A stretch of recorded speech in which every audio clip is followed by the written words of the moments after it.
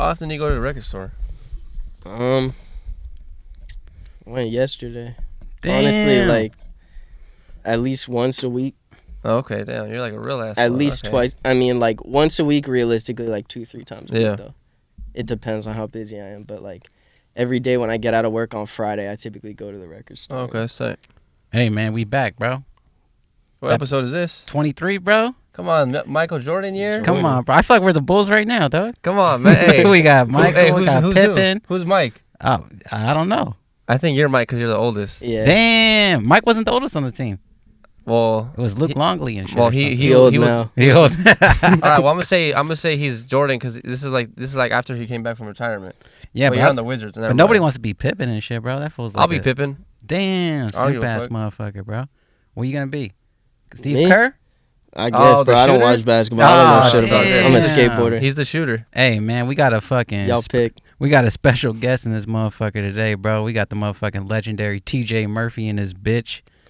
If you don't know, you better go look this dude up, bro. On some real shit, you know what He I'm has saying? a few songs out there. A couple of He's got joints he's or got what? a good few songs.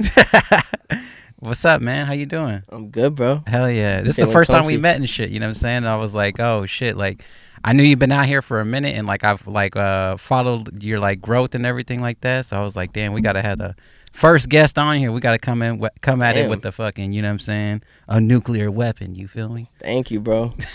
I tried, but no, it's cool to be the first guest, bro. Hell yeah, Honored. bro.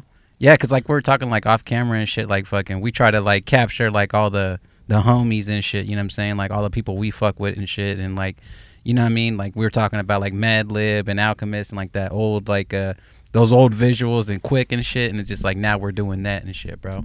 But Yeah. getting into it and shit, bro, just tell everybody where you're from and shit. I'm from Florida. I'm from Central Florida, Winter Haven specifically. Everyone puts Winter Park and shit. Hell yeah. But Winter Haven, middle of Florida, dead ass center, between Tampa and Orlando. Then I stayed in Jacksonville for college, so 4 years in Jax, and then 2 years in Miami. Legit. So all up and down Florida. So how'd you get started doing music and shit like that? Was it like a beat that you heard or is it just like one thing, a video you saw? What was it, bro? Well, music proper, like I started playing guitar at like 8, and from there played drums when I was like 10. After that, messed around with bass, obviously, with Yeah. guitar. But making beats, I was like 15, 16. I'd always thought of making beats. Like Yeah. I would hear some shit and I'd be like, oh, that'd be cool if someone sped it up. You know what I mean? Yeah, Like, yeah. if they just looped that part of the song. Yeah. But really, when I got a car and then I got like a system, I had like, you know what I mean? Yeah. I was listening to hella shit. I'd always been a hip hop fan and stuff, but what really did it specifically was Covert Coupe. It was like probably 14, 13? The Currency shit? Yeah. Damn. Not exactly when it came out, but when I got hip to it a few Yeah. years after. I heard Okay. that shit in my car with my subs and shit. Yeah. Specifically 007, that Yeah. beat. Yeah. Bro, I remember hearing that shit just knock like after the sample drop, and I Yeah. was like, damn, bro, like I gotta get in this. I was like, the way this shit makes me feel, I love it so much. I wanna put my foot in the water and see what I can do. So, and then I saw Alchemist was a short white dude, and I was like, okay, this is realistic. Yeah, now. yeah. So from that day forward, bro, I started hitting record stores. Not even record stores, there were none around me. So I hit thrift stores, antique stores. Yeah. Just trying to find any records. And from that day forward, bro, I was just sampling shit, trying to find. Was it the 007 that led you down like the sample path? Because like we all have like our own kind of like paths and shit, whether it's like, you know what I mean, live performances, loops, sampling, fucking trap beats, omnisphere. Like what led you down like the sampling road? Was it just that beat? So, like, I'd always thought of sampling stuff, but, like, for some reason, that sample, the way, I don't know, dude. I don't know how to describe it. That beat just, like, fucked me up. And I was like, okay, so he's sampling, like, old shit. And I came across who sampled or whatever, and I was like, oh. And it's funny when you first discover what sampling is, Yeah. you start to really be like, oh, shit, every song's got, like, a sample. For sure, So yeah. that opens like a whole new world of music. Like you're not hip to 70s, 80s music that wasn't on the radio. Yeah. Nah. You know what I mean? Unless you're digging for records, you're not really gonna hear that shit. You're not searching for it on iTunes. Yeah, exactly. So like basically like knowing that Alchemist was sampling, I was just like, okay, well that's what I gotta do if I want my shit to really sound like that. And the idea of it was really cool to me. Just like, oh, I could literally take a bunch of records, little pieces, and make something meaningful out of it. Like things that don't go together. Yeah. And just putting it all together, dude, that shit, it's a whole world, man. Like every time you go record digging, the world is getting smaller because you're starting to see things. Now when I go into a record store, it's very few records I haven't seen before. Gotcha. Those are the ones I typically get. You know what I mean? Not saying I get everything that I haven't seen, but I've been through so many bins in my life and seen all these records time and time again that when I see something I haven't seen before in a soul section or jazz, I'm like, oh shit, it hasn't crossed Murph's path. So it must be rare. It must be rare. It's Murphy's Law, huh? That's Murphy's bro. Law? Shout out Murphy's Law. A new Murphy's Law. Hey, you know you should get like a map and you should like check down every record store you've been to. I should. You should make that like a goal in your life. You know, go to like hella record shops and around the world. And that's a good idea, bro. I mean, I definitely do that in every city that I live in. As soon as I touch down, even when I visit a place, I try to hit the record stores because every place is different. And the cool thing about music is that, and records, since they're finite, you know, if you put something out on Apple Music, you can touch that. Anybody can listen to it. Yeah. But let's say I'm in Miami, I'm gonna come across way more Latin stuff there, or you know what I mean, different genres because of the people that live there. Yeah, gotcha. And then even out here, you're gonna come across maybe like more Mexican records since there's a bigger Mexican population. Here, you know, so that's the cool thing about digging, bro. Is everywhere you go, you're gonna find shit that's specific to that local place. Yeah. And then, like, how many records sold there, you know what I'm saying? Like, Zapp and Roger, you'll find that, like, pretty easy over here because, like, motherfuckers was buying that record popular, like crazy. Yeah. Well, shit, fucking, that's, like, one of my first questions and shit, honestly, is, like, fucking, and, like, what's, like, the one thing, you know, besides, like, shit that you never seen before, like, what's something you look for when you go and buy records? I've heard Alchemist talk about, you know what I'm saying, naked chick on the cover, instant cop. You feel me? Like, what's, like, some of the check marks for you and shit, like, when you see it? So I've got like different parameters that I've built just through digging over the years, like different rules that I've laid out for myself. Yeah. If there's a band, like, first of all, the cover is a big thing. Like, if I haven't seen the cover, or if it's like some funky like looking dudes on it or something like that. Yeah. Or, you know, sometimes if they look like mad like 60s hippied out or whatever. Yeah. But for me, it's mainly the back, dude. I basically dig from 1968, it's like probably the earliest, and then I stop at 83. I don't sample anything past 83, and like I don't know why I made that rule for myself because I probably could have made 1,000 beats that are incredible using shit from 84, 85, and you know later. But bro, I just stop at 83. And if there's a banjo listed on the instruments, I'm not fucking with it. Mandolin, I can't. You know what I mean? But yeah, I basically, you know, soul, jazz, funk, early rock. I do a lot of like rock that was, you know what I mean? Like it's like album oriented rock. It's called AOR. Gotcha. And it basically is like a subgenre of like shit that wasn't necessarily like radio hits or whatever, just kind of like smoother rock, like just to chill to. Okay. And a lot of people over the years didn't think to sample that. And there's a lot of heat on the intros and you know what I mean? The outros. So that's one little tip for diggers out there. Legit, bro. Yeah. Why not? Like, well, what made you do the parameter of like 1983 and shit? So, good question. Basically, like drum programming started getting like really popular, like 84 and beyond. Yeah. So that crispy drum kit, you know what I mean? Yeah. It was more computerized from 84 and beyond. So in order to avoid having those sounds, even though they're cool and like you could use them, I just wanted that crispy, like soulful live instrument sound. Yeah. Gotcha. And 84 and beyond, they started to get more computerized. Makes sense and shit like that. I mean, fucking, like I think about it all the time too. Like, when is a sample like too fresh and shit? Like, but like, you know, when you think about like the Beach House and like the Kendrick Lamar, like the Money Trees and shit, it's like, but this like, then you start to second guess it, like, well, fuck, if this dude's doing it, like, and that record just came out, like, before this did, it just, like, man. That's a good point, too, bro, because, like, people will send me shit, like, homies will send me like a text that's like an Apple Music or a Spotify thing. Yeah. It'll be something from like 2014. They're like, yo, you should sample Yeah. this. I just always gotta hit them and be like, sorry, bro, like 83, like and below, I'll rock with it. And I have to.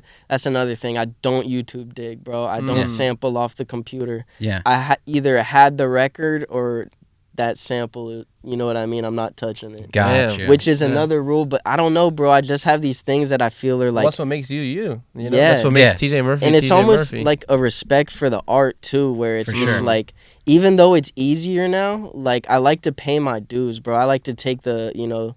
I don't want to take the path of least resistance with For this sure. shit. Yeah. Like, I really want to, like, challenge myself and have those rules that I... You know, the older cats that are diggers, like, they kind of look down on it, and I understand because it is almost like a cheat code when instead of having to go to the record stores and put in the bend over and hurt your back and get your fingers disgusting, like, that's the shit I respect about it. Like, it's an art to this production shit that a lot of people my age probably don't even think about. Gotcha. But the fact that I know about it, I like to respect it. You know? Legit, bro. Yo, I have a battle like that too, about like with myself too, and because I have I think we've talked about it before. We had people like ask between like sampling and why not just use YouTube? Because anything that's on like on vinyl, you can just use. You know what I'm saying? Like most of the time, that's not even necessarily true. All the time, no, it's not. bro. It isn't because a lot of times in like a lot of, I don't know if you've ever seen on YouTube or something, you click on something and it'll say it's not allowed in your country. Right. You know, so but you'll find those vinyls in the stores. You know what I'm saying? Right. And that's you could get a VPN if you really wanted to go crazy. Yeah.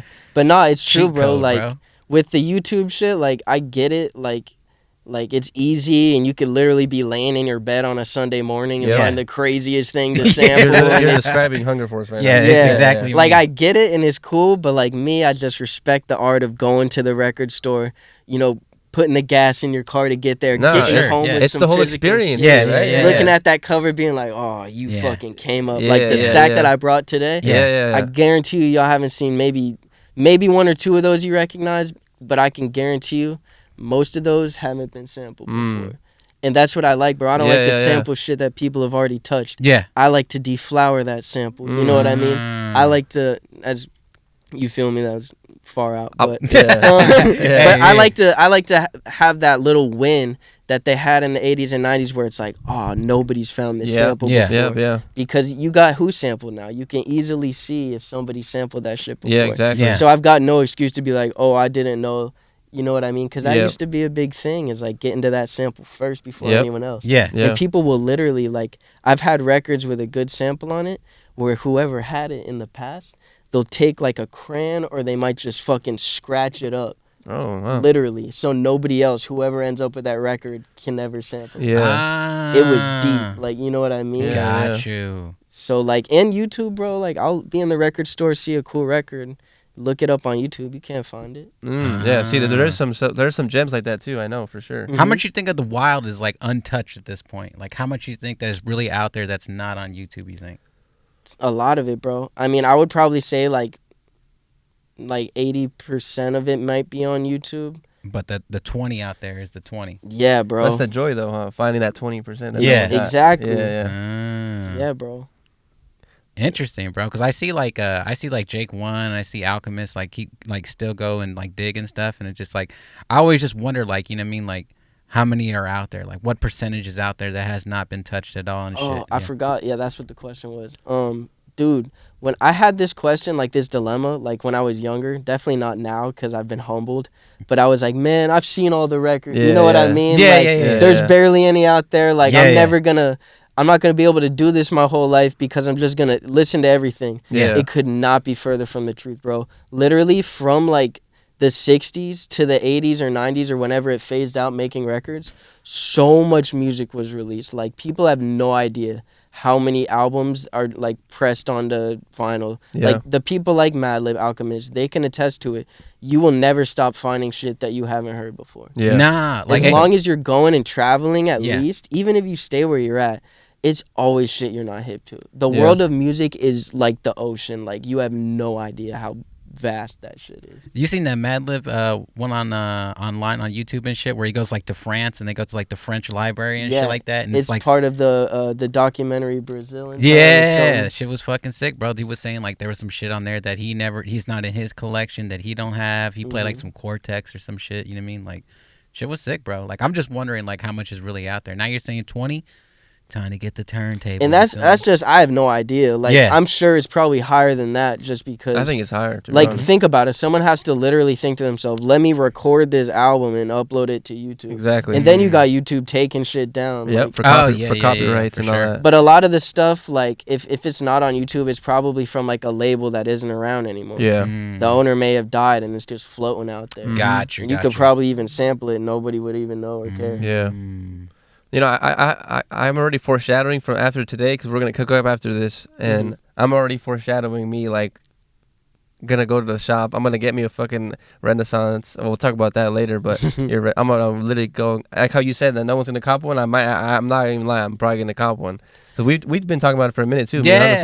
Because, like, I came up, like, that was, like, the first thing I had FL Studio and shit, but, like, I had the machine, so the first thing I got into was sampling. Sampling was, like, the first thing that, like, I enjoyed just from the chops and shit. That's why I was asking you and shit, because, like, I remember hearing, like, High C, like, I'm Not Your Puppet and shit. And I had heard the record before so many times, like, you know, young and shit. Right. And then when I heard somebody flip it with drums, it was like, whoa. Like, I never, it was like, that was the one moment that changed me. It was like, oh, yeah, like, this is, like, what I want to do and shit. And, like, I've kind of gone away from that just because, like, I've tried to just take, like, the musical approach and shit, but I just miss fucking, like, chopping, bro. Like, you know what I'm saying? 16 pass, do, and just fucking finessing back and forth and shit. Those little hammer-ons, you know what I mean? Yeah, dude. Yeah. And that's the cool thing about sampling is, like, the way you're going to do it, the way you're going to, like, the man behind the machine, his choices, his decisions on how to do each thing, no one's ever going to do it exactly like you. For sure. Like, I'll even, like, sample something and not have looked on who sampled beforehand to see if someone had used it. Yeah. And then when you listen to theirs, it's just like, oh, that's interesting that they chose to go about it this way. Yep. Is that something that stops you? Do you think, like, when you hear, like, who sampled and shit, do you just, like, well, fuck, they did it like it's a rap or what? It depends, man. Like, sometimes it depends on, like, how good I'm doing at the record store that day as far as finding shit. Because if I find something cool and it's been sampled by, like, a bunch of, like, underground rappers in, like, the 90s and early 2000s, I'd be like, all right, well, I'm not going to feel that stupid. Because it's really about, like, people being like, oh, I know that sample. Like, when I hear that shit, I'm just like, oh, I didn't do my job right. So that's an underlying factor for you. It's like, it has to be a D cup. You're not going to do like fucking Jay-Z's Dead Presidents or some shit like that. Right. Yeah, gotcha. Right. I did do a flip for Politics as Usual, the Stylistics Hurry Up This Way Again. At request from a rapper that people probably know about. Yeah. And I don't know what'll ever come of it, but yeah, that I flipped that, like, upon request, but I would have never just gone about it. Like, it was fun as hell. Like, I had a great time because that sample is, like, obviously Politics as Usual is, like, one of the best, most solid fucking hip-hop beats ever. Yeah, like, especially the stylistics and shit, bro. Like, fucking so much source material, you know, as Alchemist would say and shit. Like, fucking, we're talking about, like, classic shits and shit like that, bro. Yep. Yeah, because I feel like that, too, because, like, I always bring this one record up because I'm like, because I would never sample it. It's clear, but DJ Quik sampled it for tonight, and I could never, you know what I'm saying? Like, that's one I would never touch. Just because DJ Quik's, like, my favorite artist, and I would never be able to do that. Is that mainly a sample, like, that song? That's like one of my favorite songs, but that's one of those things I never really looked up the sample. Yeah, yeah. Is it like, tonight? Yeah. I know it's a DJ Quik. Is the bass line sampled from a song? Oh, I don't know about No, it's just the melody. Yeah, but just the music part of it. I want to say that it's just the melody, and I'm pretty sure DJ Quik plays the lead still, but I know for the lead is really what makes that. Yeah, but that's for sure DJ Quik. But it's funny you say that because last night I was kicking it with my girl. We got home, like, we were shopping all day, and we got home, and I was like, it's getting dark as hell at like 5 p.m. out here in Cali. Yeah. Like in Florida, it'll be 5:36, but out here the sun goes down way quicker. Yeah, the sun sets over here in the west. So, bro, like, I'll be knocked, like, damn near asleep at like 6 p.m. Yeah. Last night I was just chilling with my girl. I was just drinking a beer. She was watching something, and I was playing Tonight by DJ Quik. Yeah. And she's like, I swear I've heard this song before. And I was breaking it down to her. I was like, yo, this song is like one of those songs that never gets old. Yeah. Literally, like, never gets old. You could play it at, like, any party still today. Yeah. Even on, like, the East Coast. Like, out here, I'm sure, like, that's more common. Yeah. But I also told her, I was like, yo, this song was, like, so ahead of its time. Yeah. Like, I mean, I wasn't alive back then. Yeah. But, like, if you listen to music around, like, 91, shit didn't sound like that. No. You know what I mean? And that shit turned DJ Quik, I assume, into a millionaire before he was even, like, 21. Oh, probably. Like, he was young as hell when that shit... That was, like, that shit had to have been in, like, the top 10 songs in the United States at the time that it, like, came out. Well, even when you think about, like, Quik's, like, come up and shit, bro, like, as far as, like, producer, rapper, like, who was really fucking with them besides, like, Dre and shit, like... And Dre's not fucking with Quik. No, bro. You know what I'm saying? Like, Dre's amazing, bro, but Quik is that fucking guy. Yeah. He is that dude, bro. Like, nobody's he never got the recognition. Yeah. Dre did, you know? But that's almost, to me, like, cool. That's like, cooler, right? That's just cooler. That's to what me, I'm bro. saying, too. Not, like, on his behalf. Like, I wish everybody respected and knew. And I wish he was the household name like Dre is. But, like, for some reason, just, like, he's... I assume still is in Compton. Like, he's chilling. Like, you know what I mean? Yeah. He never, like, got up and, like, he kept it loyal to the soil, like, the whole time. And so consistent, man. Like... And he was in a gang and shit, too, bro. Yeah. Like, it's on top of that. He was a producer, rapper from, like, an active gang. Like, how many people were really, like, hitting all three of those, you know what I'm saying? He's the like, one-man band. Yeah. And then he was, like, an engineer on top of that, too, bro. Like, that is like, something that does, like, kind of goes unrecognized and shit. Pushing the SSL and pushing the API and pushing the Neve. Like, people weren't doing it like they were, like, he was doing that shit. Like, you know what I'm saying? With the fucking G Plus compressor. Motherfuckers doing what the fuck that shit did, bro. When he started putting those kicks through that shit. The thing with Quik, dude, like, I can't speak enough about, like, obviously, like, I've never met him. I'd love to. Yeah. But it's like, that man, like, it's funny, dude, because yesterday I was walking downtown with my girl, going to, like, Santi Alley, go, like, get shit. And I forget, my girl was singing the Bomb Bud or something like that, like, randomly.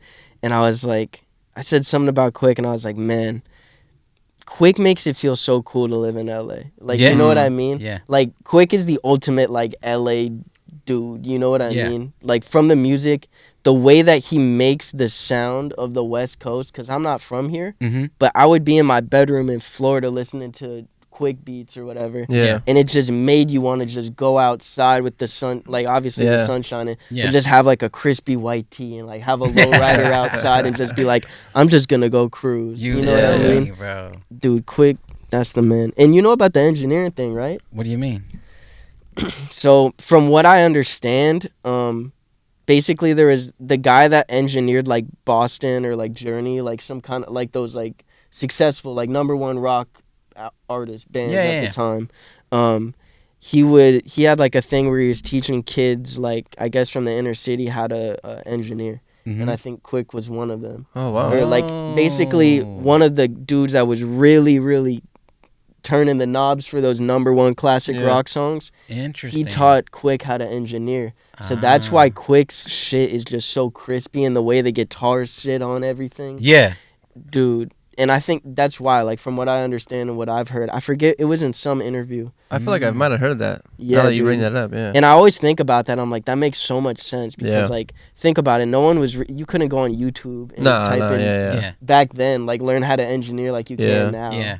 Like, you could be at your home right now and probably invest, like, under $1,000 and learn how to, like, engineer. Exactly. Yeah, funny story and shit too. Like, you know, we both know Poly and shit too. And when I met Poly for the first time, you know, I had seen, like, a picture with him and Quik, like, a long time ago, and, like, I was asking him about that and shit. And then, like, I played him a few beats, and he was like, damn, bro, how do you get that kick to sound like that? I was like, bro, I just turned that shit up. He's like, that's what DJ Quik told me. I was like, well, bro, who do you think told me? You know what I'm saying? If that shit ain't loud, turn that shit up, bro. You know what I'm saying? Like, simple as that. Push that little envelope and shit, bro. And Poly, like, I look at him like a DJ Quik as well. Yeah. Like, of our time. Yeah. Like, dude, that man, it's like a one-man band, same thing. Yeah. Like, engineer, amazing producer, amazing songwriter, vocalist, like, rapper. Dude, Poly's that dude, same thing. Like, you put that fool in a room, not fool, fucking all respect to Poly. But, You put Polly in a room, bro, like that man is gonna come out with some funky all by himself. Dude. Yeah. And that's what I respect. I don't engineer, bro, but I play guitar, I play bass, I know how to play a drum set. I can play the keys a little bit enough to do what I need to. Yeah. I could sample. I can't sing, I can't do all that. Nah. But like to be a one-man band is a really special feeling because you don't gotta rely on nobody else. Yeah. And Polly's a great example of someone just like Quik, you know. Yeah. Yeah.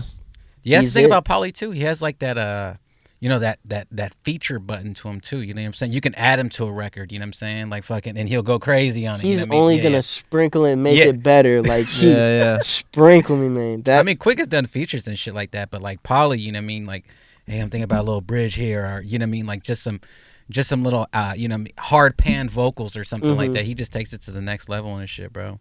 He's a legend out here, bro. Motherfuckers know, you know what I mean? I'm so thankful that I know Polly well, Hell bro. Yeah, bro. That's the dude.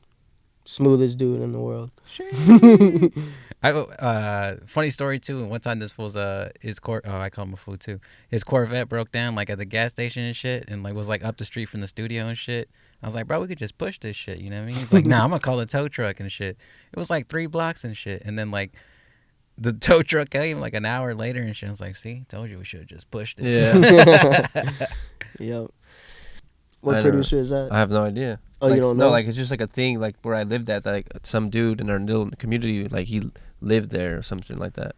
I have no idea what his name was, but obviously it wasn't Quik. Damn, you should have started knocking on doors. No, like I knew the house. Where's he at, man? Him come out, you know, like I probably in there making heat. Yeah. You in that bitch smoking shit. Yeah. All day. Hell yeah, bro. We're so fucking I told this fool too and shit, like fucking just growing up on that fucking album, like that was the album to me and shit, like, you know what I mean? Like I had an older cousin and shit who put me onto like a lot of old West Coast shit, but it was the Sugafree one that like really got me hip to like street gospel. Yeah, that was the shit, bro. Bro, it's funny because y'all were hip to that shit way before me. I was like a West Coast, not like to say like I'm from the West Coast or anything, bro. But, like, I was, like, an alien to my homies. Like, I was into straight West Coast things. Hey, bro, we're saying it now, bro. You're from the West Coast now. Yeah. Like, honestly, you got the pass, bro. You could ask people where I'm from. Like, they'd always be like, man, Murph, you should be in fucking Cali. I don't know why the fuck. Like, and it's, like, because I was always wearing, like, you know, whether it's skateboarding or whatever, just, like, white tees every day and shit. And listening to only West Coast shit. And it's, like, I didn't come across the Sugafree shit till I was older because obviously nobody in Florida really playing that shit. Yeah, no. Even out here, it was like a deep cut. Not even a deep cut, but like it wasn't, from what I remember, you know what I'm saying, being young and shit, because like I had like that, you know, we had to buy the CDs and they came through like the mail and shit. Yeah. Like I had that one. And it was kind of like a deep cut because like what Sugafree was saying was kind of like wild and shit. Yeah, you know what I'm saying? Extremely wild. I say this every time, bro. Yeah. Like, the first time, because obviously, like, the first, like, Sugafree track I heard, it was, like, I was just listening to, like, some YouTube West Coast G-Funk playlist or whatever. Yeah. And, Rather Give You My Bitch came on. Yeah. And I just remember hearing that shit, and even though I was, like, probably 19 at the time, I was like, oh, this is some, like, out-of-this-world other shit that, like, if I were to play this for my homies, they just would not get. Yeah. No, like, no. Me listening to what I'd listened to and being how I am, I was just like, okay, even for me, like, I can understand this. Yes. But this is not for the typical, like, average listener. No, like, you kind of got to be, like, a little bit fucking shiesty to, like, understand what the fuck's going on. Bro. But I remember hearing that shit, and I was like, oh, this is, like, I need to start listening to this shit. Yeah. And then immediately, like, because all the beats were, like, crazy. Yeah. And then I went down the, dude, honestly, bro, you could ask anyone. I think I said it in another interview. Sugafree is my favorite rapper. Of all time? Of all time, like, probably Sugafree. He's crazy. Like, I think, in my eyes, he's, like, the best rapper. Gotcha. Like, not, I mean, obviously that's not factual. Like, you're gonna be like, oh, Jay-Z, or, like, I get it. Well, in your opinion, But, like, in my opinion, what Sugafree does with a 16 is absolutely, like, phenomenal. Like, he's a phenom to the art. For sure. You know what I love about him, too, is that he talks like that, too. Yeah, bro. He's so his fucking Instagram sick. is so classic. Come on, bro, Jack. Recently, Robbie want to call people Jack and shit, dog. You know what I'm saying? I know. I'll be looking at his caption and he's just like, how's that for Sunday night dinner, Jack? Like, yeah, that's right. 2 beers, Jack. Yo, every time I listen to it, because I'm still like near Pomona, and like you see that shit happening right in the streets, and then like I'm just slapping that shit. I'm like, man, This got me activated. Yeah, no, I might have to hit the blade one time. Yeah. That's funny, bro. No, you know that album.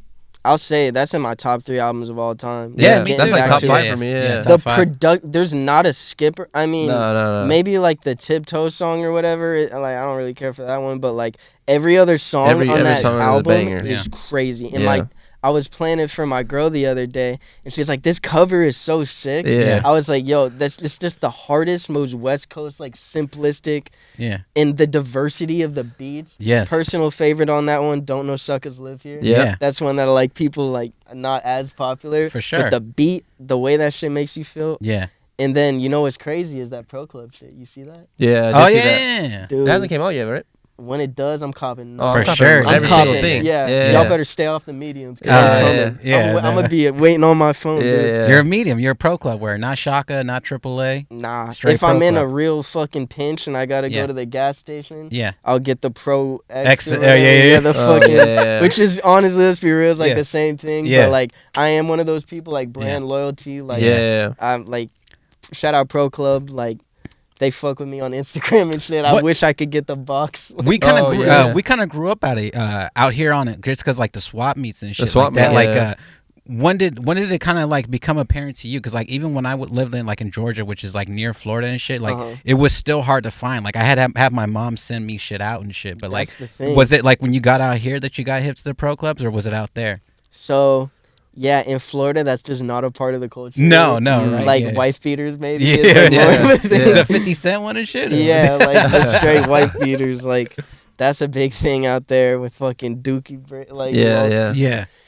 But nah, like the fucked up thing is I was wearing Hanes and Gildans. Oh, like, just for any white tee. Yeah, bro. Just because like what the fuck, there isn't Pro Clubs. Gotcha. There's these things called like G-Man. Oh, okay. G-Man is a brand out there. Where, hit us up, shout G-Man. out G-Man. Yeah, they got a thick ass G-Man. collar too. Oh, okay. But nah, it wasn't until I got out here that I actually like saw Pro Club as like a brand. Yeah. And then like immediately, like it was up the street when I you first bought your here. First medium and shit. I saw the Pro Club logo. I was like, oh shit. They're out here. Yeah. So yeah, ever since then I just rock a Pro Club. I go to the swap meet every week and get my little. That's what I be telling them. Every week, bro. It's like it's like grocery shopping and shit. I used to be having to go to Hobby Lobby in Florida and go get some fucking. The blank one. Yeah, bro, it was bad. Or you go to Walmart and to the craft section where they had the tie dye. You go grab a couple mediums and be out. Well, shit, you're in heaven now. That shit is everywhere. You feel it's everywhere. In the self checkout. Shout out Walmart. Yeah. Hey, shout out Walmart and shit, bro. Hey, you talked about skateboarding and shit for a second there, like fucking. I seen you online and shit, bro. Like, you're not, like, the average skater, bro. Like, you're pretty fucking good. Like, how did that start, bro? Like, yeah, bro. I be seeing you do switch shit, bro. I be seeing you do nollie shit. I'm like, bro, like, bro is, like, really good. Like, I've always been to skating, like, my entire life. Like, it's, like, a part of me. But I just never been as good at skating. But, like, I've always loved it and shit. You know what I'm saying? Same with Jinx, too. Jinx is a big skateboarder and shit, too. But when I first seen you skate, I'm like, oh yeah, dude, this dude is like not a peewee, bro. Like this is like legit, like full doing lines and shit. I'm like, bro is like legit good. Like how did that shit start? And like how often do you do that? Yeah, dude. Well, I skated yesterday morning. My girl made me go do it, which is cool. Just because it was like, it's cool to have somebody be like, yo, get back on it. Don't. But no, I skate at least like twice a week because where I live now, the skate park's only like 2 blocks away. Oh, okay, bet. So I'm pretty blessed. Fucking daylight savings or whatever. Yeah. So it's hard now. But I've started skating when I was 4, and I've literally, bro, like skated like almost every day since then. Damn. Like, and that's the only difference from like me being like one of those people that skated like, you know, the typical age like 11 to maybe 14 or whatever. Like, dude, I've been skating since I was literally like 4 years old, pretty much every day. And even when I'm not like skating, I'm skating like to the store or like when I go to work, I'll like skate to lunch or whatever. I always got my board with me. I don't today because I Ubered here. Damn. Yeah. I skate. Yeah, I love skating, bro. And it's one of those things that keeps me sane. And if I only did music, it would, I don't know. I like to have, when I have too much music, I can go to skateboarding. When I have too much skateboarding, it's always something for me to do. If it's raining outside, I got music. If it's beautiful, I don't have to stay in my room and just make music. I could go skate. You get the healthy balance. Hell yeah. And it's one of those things, bro, like skating is has taught me a lot of lessons in life, bro. Like if something's not working out for you, you really have to like give it time. Like when you're learning a new trick, part of failing or like part of learning how to do something is failing at it time and time and time again. So you know what not to do. Yeah, to prevent from blowing it again. So it's like even with beats and like with skating, it's like you could be working on a trick for hella long or working like. And like eventually you're gonna get it. Like if you keep trying, like if you truly trying and committing, you're gonna achieve that shit. Because the only difference between you actually doing it and like from where you are is just how hard you're willing to try and how long.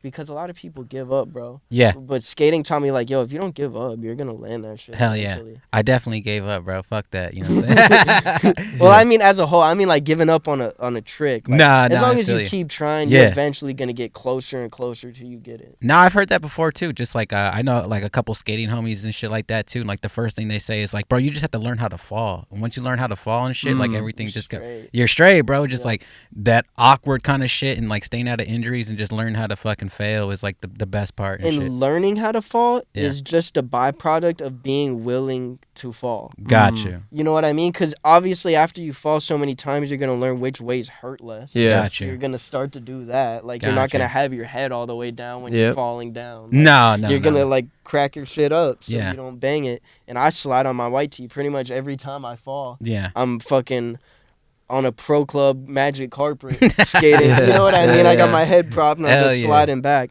The old Jamie Thomas trick and shit. Put on 2 hoodies for a 20 cent. Yeah, that'll work. Just in case, you know what I'm saying? But yeah, it's true, but like literally just like keep trying at anything. I mean, even with music, I was like, yeah, I'm not seeing any results now, but as long as I keep going hard in the paint, I'm eventually gonna see something. That's what I'm saying, bro. I think that's like the one thing that resonates with like a lot of us and shit, you know what I'm saying? And I'm talking a lot, but like it's just that keep going mentality, bro. Like it's infected like a lot of us and shit. And it's just like, bro, just keep going. Cause like, bro, it's so important. Like if you just stop, like, bro, you're just gonna stop and shit, you know. And then all those hours that you've accumulated working at it are worthless. Yeah. Like I would rather fucking try to the death and it like not be in vain than to give up and think of all that wasted time. Like, and me and Trunx talk about that shit all the time. Like I tell this fool all the time, like, bro, I'm gonna be 60 and I'm still gonna open up FL Studio. You're gonna be 70 and still open up the Akai shit, bro. Like it's never gonna stop, bro. So and all my shit from the 70s and 80s is gonna be in the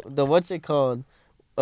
Royalty free shit. Oh, there we go. It's gonna be like that 70-year time span is up. Exactly. And now I can sample all that. Yeah, bro.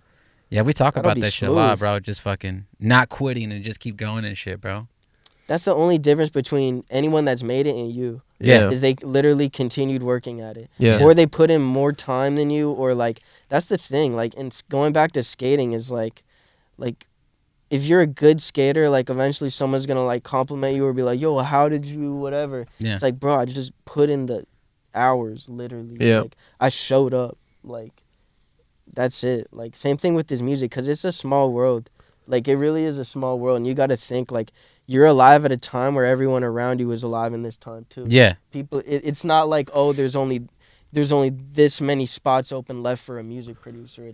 You're always going to be of your time. So like try to be the best, or at least as best as you could be. And you're going to start meeting some of the other greats. Like that's where I feel like I am now, where it's like I'm nowhere near the best. I'm going to always try to be my best, but I'm starting to know the people that I aspire to be. And that's really what connects you. 'Cause when you start meeting the people you like idolize or look up to, everything starts to become more tangible. You know what I mean? Like, and you could say that with LA. Like, I got homies that moved out here, and it's like, I got a homie that works with some really, really big names. And I feel so blessed to know him and be connected to him, because it's like everything's tangible. Like, oh, that artist that you hear about, he was here at the studio last night. Like that dude that's got the #1 song, like he's got a session booked tonight. Gotcha. And it's like just to be around people that are doing what you want to do and already where you're trying to be. That's the name of the game. And the way you're gonna get their attention is by being the best you can be. You know? Bars, bro. Bars. Yep. Damn. I know you had a question. That's what I was waiting for you to ask you. Oh shit! No, we're still on skating and shit. Like, who's your favorite skaters right now? Oh, my favorite skater? Yeah. Or skaters. Like, who do you see nowadays? And it's like, damn, bro. Man, Tyshawn's obviously the fucking like best skater in the world. You know, I was gonna ask you like fucking. I was gonna do like a over and under. Tyshawn's number one for you and shit. I mean, as far as like street skating, Yeah. like being like that, like being like nobody can do that. You Yes. know what I mean? Yeah. Like I don't care. Like that fool and make it look so good. Yeah. Dude, Tyshawn I think is like the fucking like Eric Costner of art. Like he's incredible, bro. Yeah. Like, Yeah, because I see like a lot of people talk about him and it's just like, you know what I'm saying, you just jump in trash cans and hop in fucking benches and shit. You know do what it. I'm saying? Yeah, exactly. Yeah. Like, you know what I mean? You like, do that in New York when there's 100 people to your left and right. I think they don't understand the context and shit. Even when he hops over the fucking the subway entrance and shit, bro. Bro, that's insane. bonkers. Dog. Insane, dog. Insane. That's why he's the fucking GOAT. Like, Yeah. nobody else is going to do that, and Yeah. no one else is going to make it look like it was fucking easy. At the same time, make it, like, blow your mind, Yeah. but be like, Jesus Christ. Like, he just literally went, like, 25 miles per hour on his Yeah. skateboard in a subway station. Yeah, he's And fucking all crazy, lead, bro. like, a death-defying. Like, if you fall and you land on one of those bars, like, you will get electrocuted. Yeah, it's gonna fuck you up, bro. And Yeah. he jumped in the fucking, you know, the little, like, the textured things, like, the little, like, slip mat, like, you know what I'm talking about, right? Oh, the graded shit. Yeah. You have to ollie over that too. Yeah. Like your front wheel touches that before you ollie. You're gonna fucking knock. Yeah. Like that's crazy. Damn. Bro. Those who know what we're talking about. Yeah, If you for don't sure. know about skateboarding. Yeah, well, This is fucking. gonna sound. Yeah, I've never seen That's that. all right. We got a mixed audience. You know what I'm saying? We Yeah, got yeah. soccer, baseball. I feel fucking like skateboarding. producing and skateboarding, like they tend like.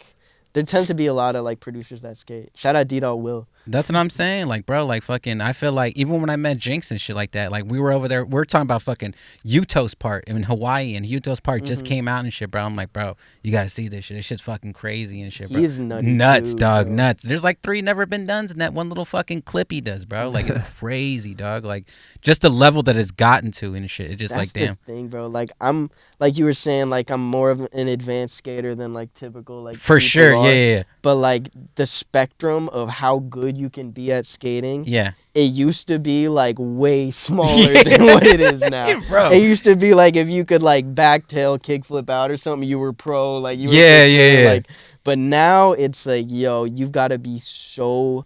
Either you're a character and you're a very likable person, whether Yes. it's your style or how you carry yourself. Yeah. But like now, so many more people. It's the same thing with production, Yeah. and I think social media Yeah. is that look. There's a whole lot of competition now in everything, Yeah. which is cool because there was a video, I guess, a comparison of a girl in the Olympics, like from 2020, like one or some shit, Yeah. versus like 1950 and like the same exact event, Yeah. and it's crazy, like. Their booty back then compared Yeah, to now. You yeah, know what yeah. I mean? Like it Yeah. looks almost like a different animal. Or Yeah. Now, because we've pushed ourselves because of competitiveness Yeah. so far, and it's great because it's kind of like the same thing with capitalism. Like love Yeah. it or hate it, it Yeah. induces competition. For sure. And competition's good. That's what makes us evolve as Yeah. people. Like, Steel sharpens steel. Yeah. Yeah. None of that soft shit. All right, bro. Let's get off skateboarding and shit. I'm glad you said that fool, because that fool gets kind of like not underrated. Like obviously he won Skater of the Year and shit, and he's like in contention for this year again. But Right. a lot of people Probably think, should win it again. yeah, you know what I'm saying. But you know, people just think he just hops benches and fucking trash cans and shit. You know, what I They mean? don't know Like, they don't know. skateboarding well Yeah, yeah. enough to Yeah, judge. no. He went off the side. You know, it's like, bro, you're on. Oh, I view. saw that shit. Yeah, and then he went back and did it like an hour later. Yeah. Hard. Yeah, That's why man. he's the coolest. Yeah. Because most people would be like, man, fuck you or whatever. But Yeah. he's like, all right, I'm pulling back up. Well, I think it's because he's on Supreme too that people feel some type of way. You feel me? Like, Yeah. yeah. I don't know. I guess it comes with that type of shit. You feel me? Like a lot of people are like, not, you know what I mean? They're like, you know, like a Chevrolet brand or fucking Ford brand. It's like, well, if you're not on Baker, it's not legit or some shit like Right. that. You know what I'm saying? Like they have like that tie to it or some shit. You know what I mean? Mm-hmm. But You got yeah, more bro. eyes on you when you're on Supreme and shit. People Yeah, that don't for skate sure. are talking about you. Yeah, you know, because people forget it's like a skateboarding brand. You know what I'm saying? Like they think it's like this hype beast ass shit, and it's like, bro, you have to kind of like go back. I mean, not even to get too complicated into Supreme's like whole thing and shit, but like if you know, you know. You know what I'm saying? Like some people just think these are just clothing brands and Watch shit. Yeah. kids. Yeah, come on, punks. All right, bro. What you got, Trunx? I know. He was asking you, how because we asked off camera real quick about the Larry shit. So how did that come about? Yeah, bro. So I got hip to Larry when I was a senior in college. So this was like 2018, 19, probably like 2017, 2018. Yeah. Okay. I forget. I don't know what I saw. I think it was Sausalito or something like that. Just on like YouTube suggested. And I was like, oh, this shit is. Ooh. I was like, I was like, yo, Fisher, this guy's tight. Yeah. I was like, because at the time, like, you know what I mean? Like, obviously, like Currency and Dom and stuff. But it was like, it's like, what's gonna be the next thing? Is it like only this like era of, you know, cats? Like, what's gonna be the next like shit that I really like? Yeah. Because I mean, around that time, like the only person that was like current that I was really like keeping my eyes open to was like Freddie Gibbs and like Perico. You know what I mean? Mm-hmm. Like it was kind of in, like now it's a little bit more like, but like I wasn't hip to Worthy at the time or anything. I think maybe I heard of London Drugs like Susan. While I was watching the skate video, and that piqued my interest. I was like, oh, that's hard. It's my type of music. Hell yeah. But with Larry, I remember I saw him and I was like, oh, this is gotta be my new favorite artist for sure. Like, you know what I mean? I was basically like, did my homework, listened to all this shit. I was like, yeah, bro. And the thing about it is I was making all these beats, bro. I had hundreds and hundreds and hundreds of beats that I knew could get placed. Yeah. Like I knew like, yo, if I could get the right people to listen to these, like I finally like crafted my skill to actually like, I want to hear my favorite rappers on this, and my homies are saying, yo, I can hear so much. Yeah. Got you. So when I saw the Larry shit, I was like, okay, if I could get my shit to him and he's kind of like more of like up and coming, that's like perfect. Yep.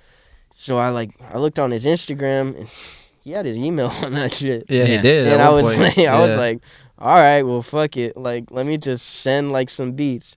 So I just sent like maybe 2 or 3 packs, and then I remember one time I was driving home from skating. It was nighttime, and I was going over a bridge. I remember specifically because I loved going over the bridge. It was in Jacksonville, and I had this crazy view. Oh, you're in Florida at this time? Yeah, I'm in Florida. I'm in college, bro.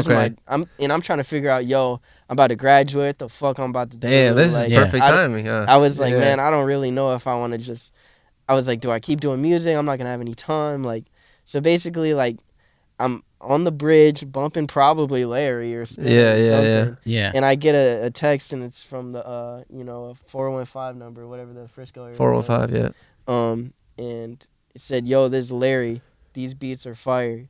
You're doing good. Keep sending them or some shit. Yeah. And I was like, oh, that's actually him. Yeah. Like, just because the area code and the way he like texted, I was like, oh shit. I was like, all right, that was a little fucking battery pack. Yeah. I was like, cool. Yeah. Something's gonna come of this music shit finally. Like, so I was like, I just sent some more, bro, and then I graduated, moved back to the crib, like worst feeling ever. Not really worst feeling ever, because like, let's be real, like when you're in college, most people move back to the crib. Like, for sure, But like, I was just like, what the fuck, bro? I'm at the crib. I'm smoking hella blunts. I'm drinking Modelo's from like 3 p.m. to like, you know what I mean? Like, I'm just like post-college at my parents' crib. Like, just like, what the fuck? Still making hella beats and shit, like going stupid. And then, boom, like, because I had sent him stems for 1 or 2. Boom, like, I don't know if he texted me or if I just got tagged on Instagram. But there was a moment when I got tagged on Instagram and I saw it, Larry June tagged you in a post. I was like, oh, that's cool. And I look, and it's the credits. And it was Mason Cafe. It was from Out the Trunk. And I was like, oh shit. Like, I was like, to see my name on like an artist I really respected. And the like, orange writing and shit. Right, because like, you know, when you're coming up, you like friends are rapping on beats, or like so and so's brother raps. Sold him his beat for $50. But like, to like know that I was gonna hear him, like my favorite rapper on my shit. I was like, that shit, that battery pack hit again. I was like, yo, I'm showing my parents. I'm like, yo, mom and dad, look. They don't know what the fuck I'm talking about. And they're like, but them seeing my emotions, they hadn't seen me like that since I was like a little kid in Christmas. You know that feeling where you're like, yo, some shit actually paid off real quick. So I was like, boom, that's fire. It dropped. This was like literally like 3 weeks after I graduated. And I'm like, do I get a job? My parents are like, yo, how many applications you sent out today and shit? And I'm like, I made 4 beats. And I went to the record store in Orlando and spent $60 that I didn't have. But yeah, bro, that gave me a battery pack, and then from there, people started hitting me on Instagram, so I started making some money selling beats on Instagram because just having that credit, it helps me out. being on an album with Cardo and fucking different people, I was like, that shit really helps out, bro. So all the like rappers out there, like, post those credit sheets, bro. That means a lot to the producer. Oh, for sure. That changes lives, low key. It does. Like, it does. Because it's one thing if like the shit drops and you gotta promote it or whatever. But like it won't when ever like, reach as many eyes as them. Right. Like people really, I mean, people that rap, they really do look at those credits and say, okay, which one of these unknown names could I maybe get a beat from? Yeah. Because they're obviously got some heat if they're on this dude's album. Exactly. For sure. Yeah. So anyway, basically that shit dropped. I was gassed. My parents are like, okay, the music shit isn't like that far of a thing. Even though they're not like bumping Larry June like on the way to work. They're like, okay, his favorite rapper that's from California is on this shit. Gotcha. So he must be doing something right. Yeah. Basically from there, my best friend's parents said, okay, you're doing okay with music. You should come out here and just like see, network, go to studios. You're in the fucking middle of Central Florida. There's no music going on there. Let me like, they gave me they gave me an opportunity to come stay in their guest room and basically, make beats and network out there because I had a few producer homies out there. Yeah.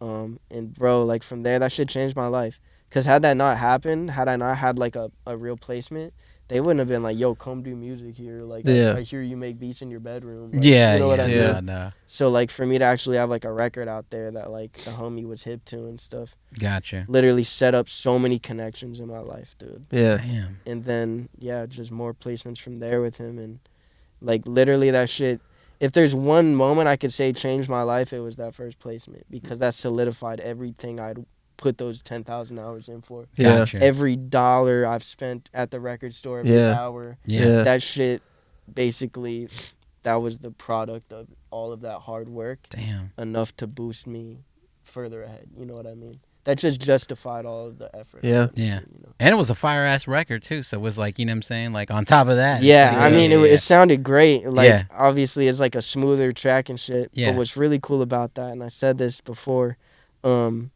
I met two homies in Miami, and they were telling me, they were like, man, when we were in L.A. or whatever, we kept listening to this Larry track. We kept playing every time we got in the car. I was like, oh, yeah, what song? They're like, Mason Cafe. Yeah. And I just let them go on about it for a little bit. Yeah. I was like, yo, because I had just met them. Gotcha. And they were producer homies, and I saw them at an album release party, and they were just stussied out. They just looked fly, and I was like, you know what I mean? Yeah, you ever see someone That's in public? My people, Yeah, and I was like, okay, we get along before we even exchange words. For sure. And I found out they were music producers, and I was like, oh, say less. But anyway, they were like, bro, we were in LA.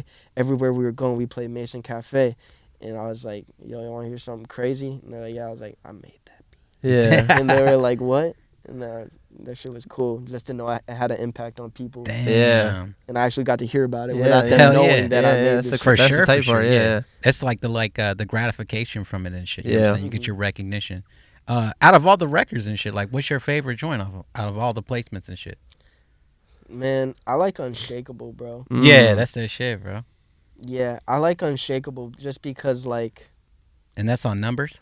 Yeah, that's on Numbers. Yeah, that's that shit.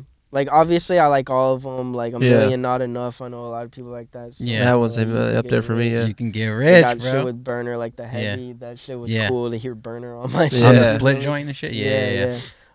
Fire art, by the way. Yeah. But now Unshakable, bro, it's crazy. The story about that sample and that beat is nutty, if y'all want to hear about it. Yeah, definitely, yeah. So, like, all right, I'm in Miami. My job is to help this guy sell records on eBay and get paid via Cash App every day, also with the benefit of being able to take records home. Okay. So in college, I worked at a record store, like, the entirety of it, like, 3 years. Like, aside from my first year in college, I've always, like, done record store shit up until now in LA, because you gotta have money. Yeah. But so I've always had that proximity factor, like, okay, wherever I work, if I'm gonna work somewhere, I need to have not only the benefit of the money, but it's either got to be the connections or the advantages or benefits that it comes with it. Gotcha. So boom, work at a record store. At least I'll get a discount or I can take them out. Yeah. Anyway, so with that record, Unshakable, my job, I don't know if I was sick or if I had the day off, but he was like, yo, you could work from home. Here's 2 huge boxes of 45s. most of it is soul and R&B. And I want you to clean all of them and then take pictures of them so that we can list them on eBay. That was my job. Yeah. So I'm cleaning all these records, and me being a record digger, I'm seeing a bunch of shit I've already seen before. So I put all the stuff with labels, because on a 45, the label's right there. And you know what I mean? They're pretty recognizable labels, Motown or whatever. Yeah. But all the labels that I'd never seen before, I put them in like a little like separate pile. So I see one, and it looks crazy. It says, I'm not going to name the name of it, obviously. Yeah. But I put it on, and the sample that you hear on Unshakable just plays. Oh, wow. Like, immediately, it just, like, from the jump, and I just go, like, that little spine, in my spine, I go, whoo. Yeah. I was like, oh, okay, we can do with that. Yeah. So, First record, first song. You put it on and it just comes out. Yeah, because it wasn't the first one. Like, I was listening to, like, obviously, like, once I got done cleaning them, like, some of the rare labels or whatever. Yeah. But I heard that one, and I go, because the name was cool. Like, the name of the song was cool, where you're like, oh, that's probably, like, a tight song. And, like, the label, never seen it before. That shit played. I was just like, bruh. Like, all right. So I was just like, that paid for the day. Like, he don't even got to pay me for my work. That shit just, I know that's a one. He don't know. He don't even know. Look it up on Who Sampled. Nada. Yeah. Come on, bro. I'm like, record was clean. Like, it didn't sound hella fuzzy or anything. I was like, say less, bro. Yeah. So yeah, that's how that record came about, bro. And that's the glory of it, bro. Like, with the digging shit.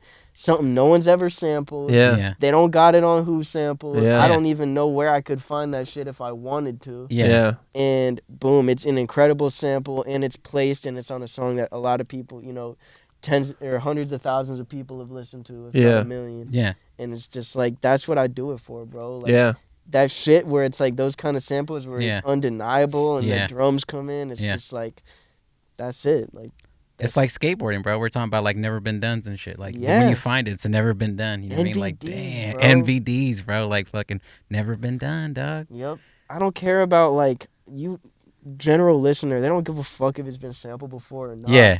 But it's like, for those that know, I want the respect from the people who break their neck to do what I do. Got you. Damn. Damn, hey Murph, bro, fuck this is motivating as fuck, dog. This is sick as fuck. Bro, I get that a lot whenever I'm in the preach mode or whatever. Like, people be like, damn, bro, I'm gassed up. I want to make beats now and shit, bro. Like, I'm trying to fucking. We gotta. What time is it, bro? We got time, bro. I know. I'm just trying to think how much time. Oh yeah, we got a minute. Yeah, we got time.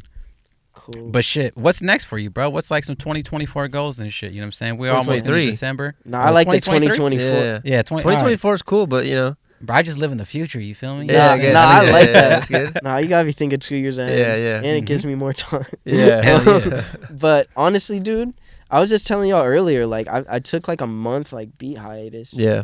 Like, I mean, I was like fucking like putting drums on loops or whatever people sent me, but as far as like getting down, like, and like feeling like myself, I took a little break just because, I mean, Thanksgiving, my girl just moved out here.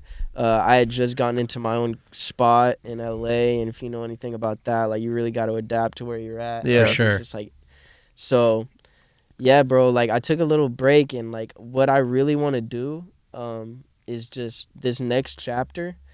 I want to I want to work with a lot more other producers, because like the whole collab shit right now is just so fun, and like everybody's got a different thing to bring to the table. For sure. And we honestly are like the Justice League, like, for those that like are kind of like our circle. Hell yeah. Like, everybody's so good at what they do, so it's like we might as well like be the best we can be together. Hell yeah. But personally, dude, and I've been saying this and I've been writing this down for a minute, but like, I really eventually, and like sooner than later, because I know like a lot of the time it's like probably more obtainable than I am. Like, you know, it's just like you'll expect something to be difficult, and in reality, you know, it's like a phone call away, or like, and you just put it off because it might be like.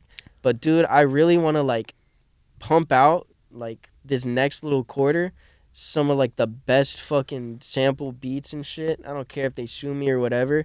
And I want to do like a DJ Khaled, like, you feel me, like Alchemist, like First Infantry, like collaborative. And I think that a lot of producers in our camp type shit should be on that shit, because let's be real, like, the only reason that DJ Khaled or like You know what I mean? Even somebody like Dr. Dre is like their name. They're the producer, but they're the name on the fucking album. Yes. And like more of us need, and at least me, bro, I want to have an album where I make 10 beats, 12 beats, and I pick a different rapper for each one. Yeah. And it's all fire just because I had the selection of like which beats went on there. We all have the producer ear. Yeah. But like the more like, bro, how cool would it be to have like a Jay Worthy on a track, Sugafree on another track, or even together, or like, you know, Larry on this one, let's have Currency on this one, like then like somebody that maybe people don't know, and you give them that opportunity to have their name that shine, other greats, you know, you really give them a little look right there. Hell yeah. It's like I want to start doing that, and let's be real, bro. DistroKid, $80 a fucking year. We are not utilizing that to full potential. Bro, we speak about that shit a lot, but like even sometimes we like not scared to speak about it, but it's like DistroKid, hit us up, bro. We'll plug it. Like it's something that I really believe in. Like I buy my brother DistroKid every year for Christmas, no matter what. Like, bro, come on, like I'll be at work. Cause I mean I work in LA. The second anyone hears you make music or whatever, oh I do this. You know what I mean? And cool, I listen with one ear, but like a lot of people are like, yeah, like SoundCloud or whatever. I'm like, bro, just get $80. Even don't 20, buy weed you know this week or whatever. Like, I think it's cheaper than that, dude. It's like 20. I think $80 is the label version. Okay. Like, that's I think it's like 30, bro. 20 bucks. Nah, 20 bucks is the cheapest one. And it's like you can literally release albums like you're fucking P. Diddy. Like, you can have them on every platform in a matter of 24 hours. You can have nowadays, like, you could literally have whatever cover art you want. It's that AI shit.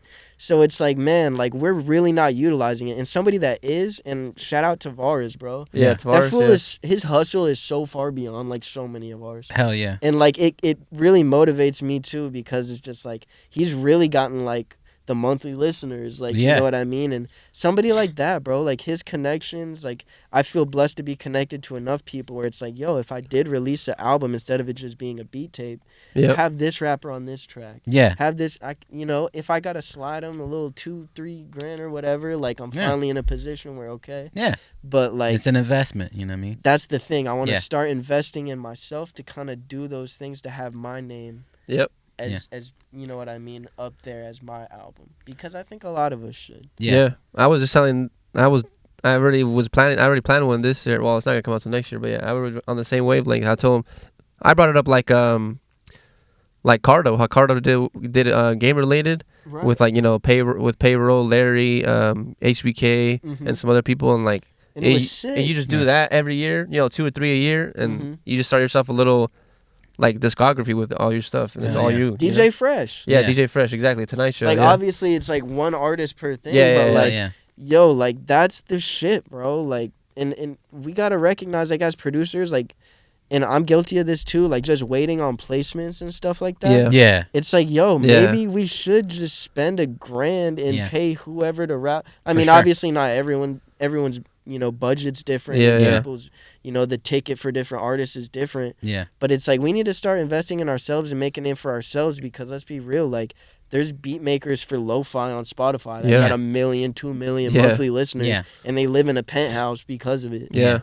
Yeah, I even think about it too. Like, you know, like growing up and shit, there was like Punkaramas. It was like compilation shits. It's like, you got a record. Let's put 6 together and it's a compilation joint. And you just split it on DistroKid type of shit. Or like the Vans Warped Tour and shit. You remember those shit? Yeah, I mean, 2 discs and shit. Like, hey, you got 5 records? Do you have 5 records? Everybody gets their split, but like together, you know what I'm saying? Like, because, you know what I mean? Like, you know, like back in the day, like different genres, you know what I mean? Like if you were just getting into genres, you can go to record stores or like CD stores and there'd be like a compilation. Well, I want to get into to folk or some shit. And it was like 15 folk bands from across the world on one CD and shit. Or there'll be the radio one where it's like 106.5. You know, Kids Bop and shit. You know what I'm saying? Yeah. Like fucking, like even like, you know what I'm saying, doing like the solo shit. But like, I don't know, those compilation albums don't happen. I think that's the thing that's like really, really scarce and shit. It's like, man, maybe we should be doing more of those and shit. Like I say, why not, man? Literally, dude, like, I envision it. I literally want to have like such an undeniable lineup on my shit.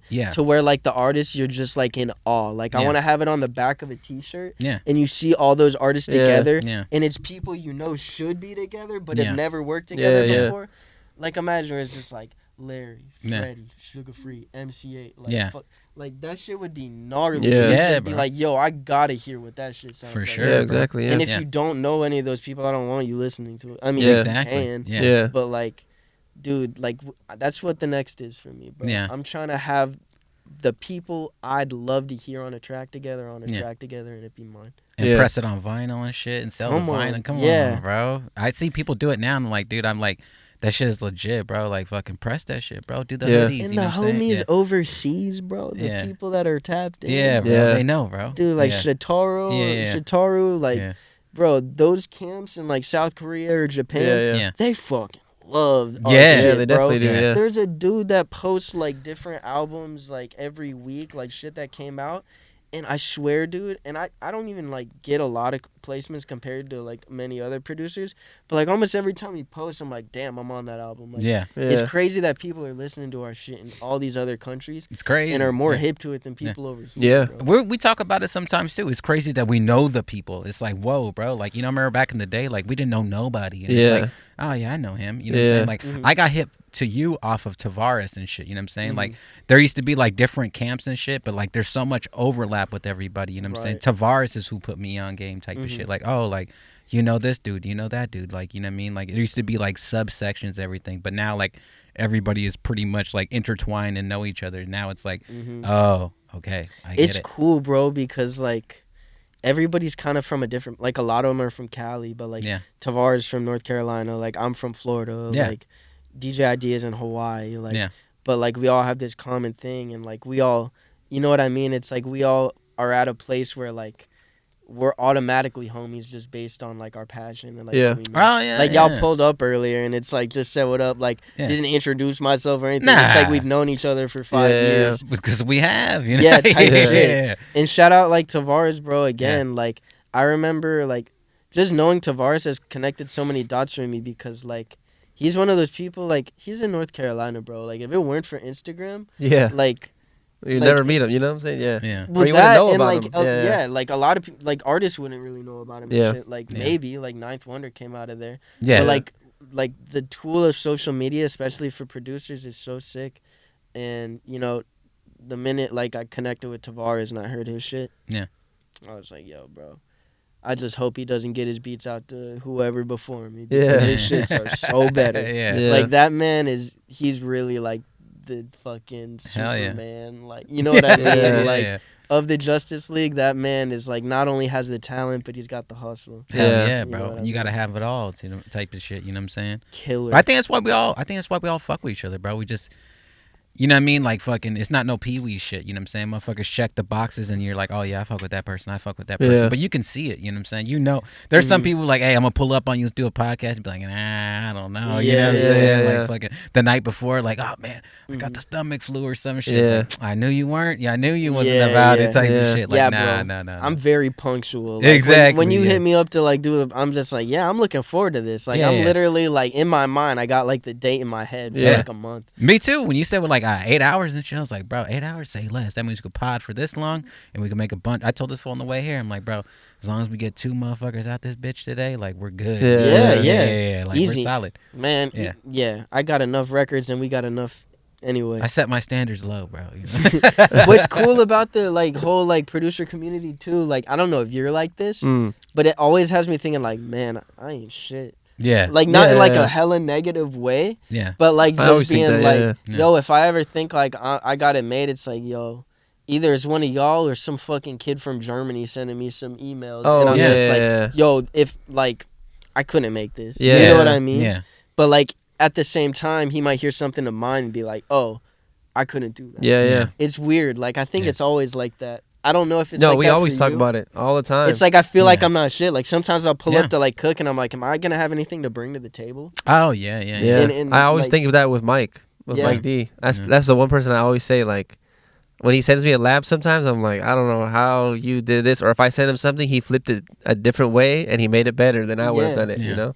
That's what I mean. And to have that self-conscious thing is kind of good as long as you don't let it get to your head Yeah. too much. You know what I mean? No. But it's good to have that friendly competition and, like, yeah, bro. Sometimes I'll still pull up to a session because I know I make good music, Yeah. and especially by myself. But whenever I'm linking up with other producers, sometimes I'm just like, damn, like, what if this fool's better at everything I can do than me? And I'm just sitting there, like, you know what I mean? Yeah, but it's not really about that. It's but that's what that fool's thinking too. He's like, damn, what is hopefully. this? He's doing everything better and shit. You know what I mean? You're like, damn, I don't know what I'm doing. Yeah. It's like, damn, that shit's cold, bro. I mean, I think that's just part of the game and shit, bro. Like, fucking, you know, I feel like we're seniors in college at this point, ready to go pro and shit. Like, we're just at that stage yet, and it just like.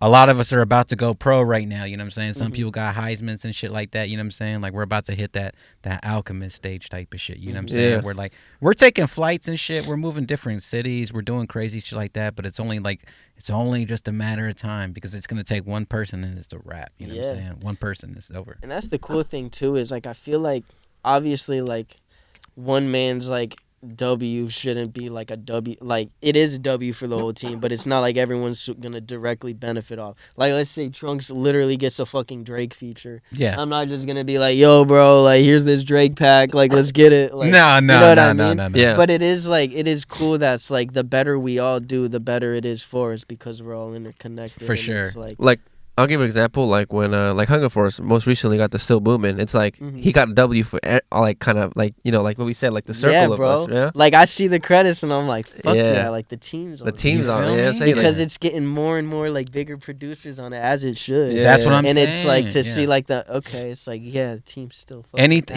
anybody coming out with anything nowadays, it's like, yep, I know that person. Yeah. Yep, I know that person. And it's more and more and more and more, and it's like, yep, I know that person. You gotta ask yourself, why is that? One is because you didn't give up and you've gotten to a level that allows you to access and connect with those people that are on shit. Yeah. And B, it's a small world, bro. Yeah. Like, I've always said this since I was like 16, even though I didn't know shit when I was 16. Yeah. But I'm like, yo, let's be real. Like, of the people that are actively trying to do something with their life, it's small. Yeah. Like, let's be real. Like, really most people are waking up in the morning, they're eating fucking whatever, they're going to Starbucks, they're going to work, and if they don't have kids, they're getting home, they're watching Netflix or whatever, Uber Eats, and then waking, you know what I mean? Wake it back up and do it again. That's like 90% of people. There's like, not an upper echelon goal yeah. beyond making it home safely, covering your rent, and getting drunk on Saturday and maybe Sunday morning at brunch. Yeah. Like, don't get me wrong, there's definitely room for that. I'm guilty of doing all that shit. Yeah. But, like, of people that have, like, a goal, like, a long-term thing, like, I want to be in the Olympics for tennis, or I want to be a music producer that can fully fund my own life with my craft that I enjoy doing and have a home studio. Yeah. There's not a lot of people with those big goals. Their goal might be, look, I want to go on a vacation in 2 years to Cabo. Yeah. Yeah. But, like, that's not really going to propel you throughout your years. No, Cabo's not going to make you. No, and that's like a finite thing. What are you doing on the plane ride home? Like, crying? Yeah. Like, there's not a lot of people that are actively working toward a goal that they really, like, it might be beyond reason. Yeah. But at least they're working toward that. And let's be real. Like, if you go out to certain, like, conventions or different networking things, you're going to run into a lot of the same people. Yeah. Because the pool of people that are actively trying to do something, obviously in LA, like, a ton of people move out here to do For whatever. sure. Yeah. But it's like, it is a small world, man. Yeah. Like, so as long as you continue to meet people in your field and don't give up, it's going to get smaller, and you're going to have homies on every record that comes out. Yeah. Yeah. And that makes it easier. It's like, yo, let's collab. Like, oh, you never know who you're gonna, succeed with. Well, yeah, I mean, it's just like it's an equity type of thing. You know what I'm saying? Like, fucking, if I fuck with this dude and he just got a placement type of shit, like, yeah, I got a bunch of beefs with that dude. You know what I mean? Like, it's easier type of shit when everybody holds their own weight. You know what I mean? Like, fucking back in the day, you know what I mean? It was just like an influx of everybody producing. But I feel like we've kind of not nipped in the bud, but it's like, okay, this person's about it, but it's not even towards a judgmental sort of phase. It's like, you can just see it. You can just tell with everybody's brand, like, oh yeah, that's a good brand. Oh yeah, that's a good brand. Like, I see his shit. Yeah, that's a good brand and shit. It's great. That maybe not. Like, yeah, maybe, you know what I'm saying? We'll see. I'll put on the back burner type of shit, you know what I'm saying? But you could just tell who's who and shit. Yeah. Yeah, bro. We're at a good time because it's like, even though there is way more competition in the pool, it's like, it's not as competitive. Like, I was saying earlier, like, back in the day, you find a good sample, like, fools would take like a key and scratch the record so no one could sample it. You know what I mean? Now it's like, okay, let me give this loop to the, you know what I mean? Yeah. So, I mean, I think it's just like, you can only be competitive when there's a reasonable enough people to compete with. Gotcha. Now that the pool's so big, it's like, nah, let me just work with who I fuck with. Yeah, exactly. Yeah, not competitive, but let's just be competitive within each other in a good way. You know. Hell yeah, drive the sound, bro. Not take it down. And Yeah. shit. Yeah. Because like same thing with like competition and shit. It's like stay ahead of the game. You know what I'm saying? Like they're barely catching on. Like they're barely understanding. You know what I mean? Put in a few more hours than the guy next. You know what to I'm you. saying? Come on. Let bro. me ask y'all a question. Yeah. I mean, as far as like where we're at with like our sound in like the general like West Coast, like maybe I don't know how you could describe it as like the new G Funk or like just like I don't know, but like it's kind of reached a point now where I feel like a lot of shit is, unless it's like samples or stuff, a lot of stuff is a little bit repetitive where it's kind of the same ingredients going into the pot, maybe just a different way. Like, what do you think is the next thing? Is it going to be, does stuff get a little bit more like EDM? Does stuff get a little bit more like Dirty South? Like, what do you think is the next thing for like the general like Larry, like Perico, like that kind of, you know, signature kind of sound we're in? I think there's a lot, you know what I'm saying? I'll answer it first and shit. I think there's a lot more, you know, people that have caught on to like what we do, but it's like that old Cat Williams joke, bro. It's like, you know, everybody who had a Chrysler 300 thought they had that Phantom until you drive that Phantom next to that Chrysler 300 and people instantly recognize, and it's like, no, that's that shit, you know what I'm saying? Yeah. Like, they can pick and choose like the beats they want to try to replicate or whether they're influenced, because like, let's be real, like I'm influenced by Quik. A lot of the stuff I do, like the way I mix, is off of Quik. I could never be Quik and shit, you know what I'm saying? Like, even if I tried my hardest, it would just never work out. But I think just, you know what I mean, working towards like what we're doing and just staying true to our sound is really what's going to drive it. You know what I mean? You might get lucky or something like that, but I think the framework that we have set like already is really dictating what's going on. Like whatever we're feeling is like what's going to drive the sound. Like I really think that, like, you know what I'm saying, we've made it to the point where it's like what we do is what's going to drive the sound. What they do is not what's going to drive the sound. You know what I'm saying? Because like we're the fucking factory workers now, you know what I'm saying? Well, we're upstairs, you know what I'm saying? We're on the drawing board. Right. You know what I'm saying? We're like, designing the shoe that it's not like, oh, okay, what's the next shoe style that the NBA players are wearing? Yeah. Yeah. We're the ones designing the shoe now. Exactly. You know what I'm saying? That's kind of crazy to think about. Yeah. It's like we're making the Jordan 2 and they're waiting on the sidelines so they can like copy it, knock it off and sell it for $10 at the swap meet type of shit. You know what I'm saying? But you know exactly when the Jordan 2 comes next to that Jordan 2, you know which one is which. You know what I'm saying? Like, we're driving the sound just by being here today. Like, this is what we're doing right now.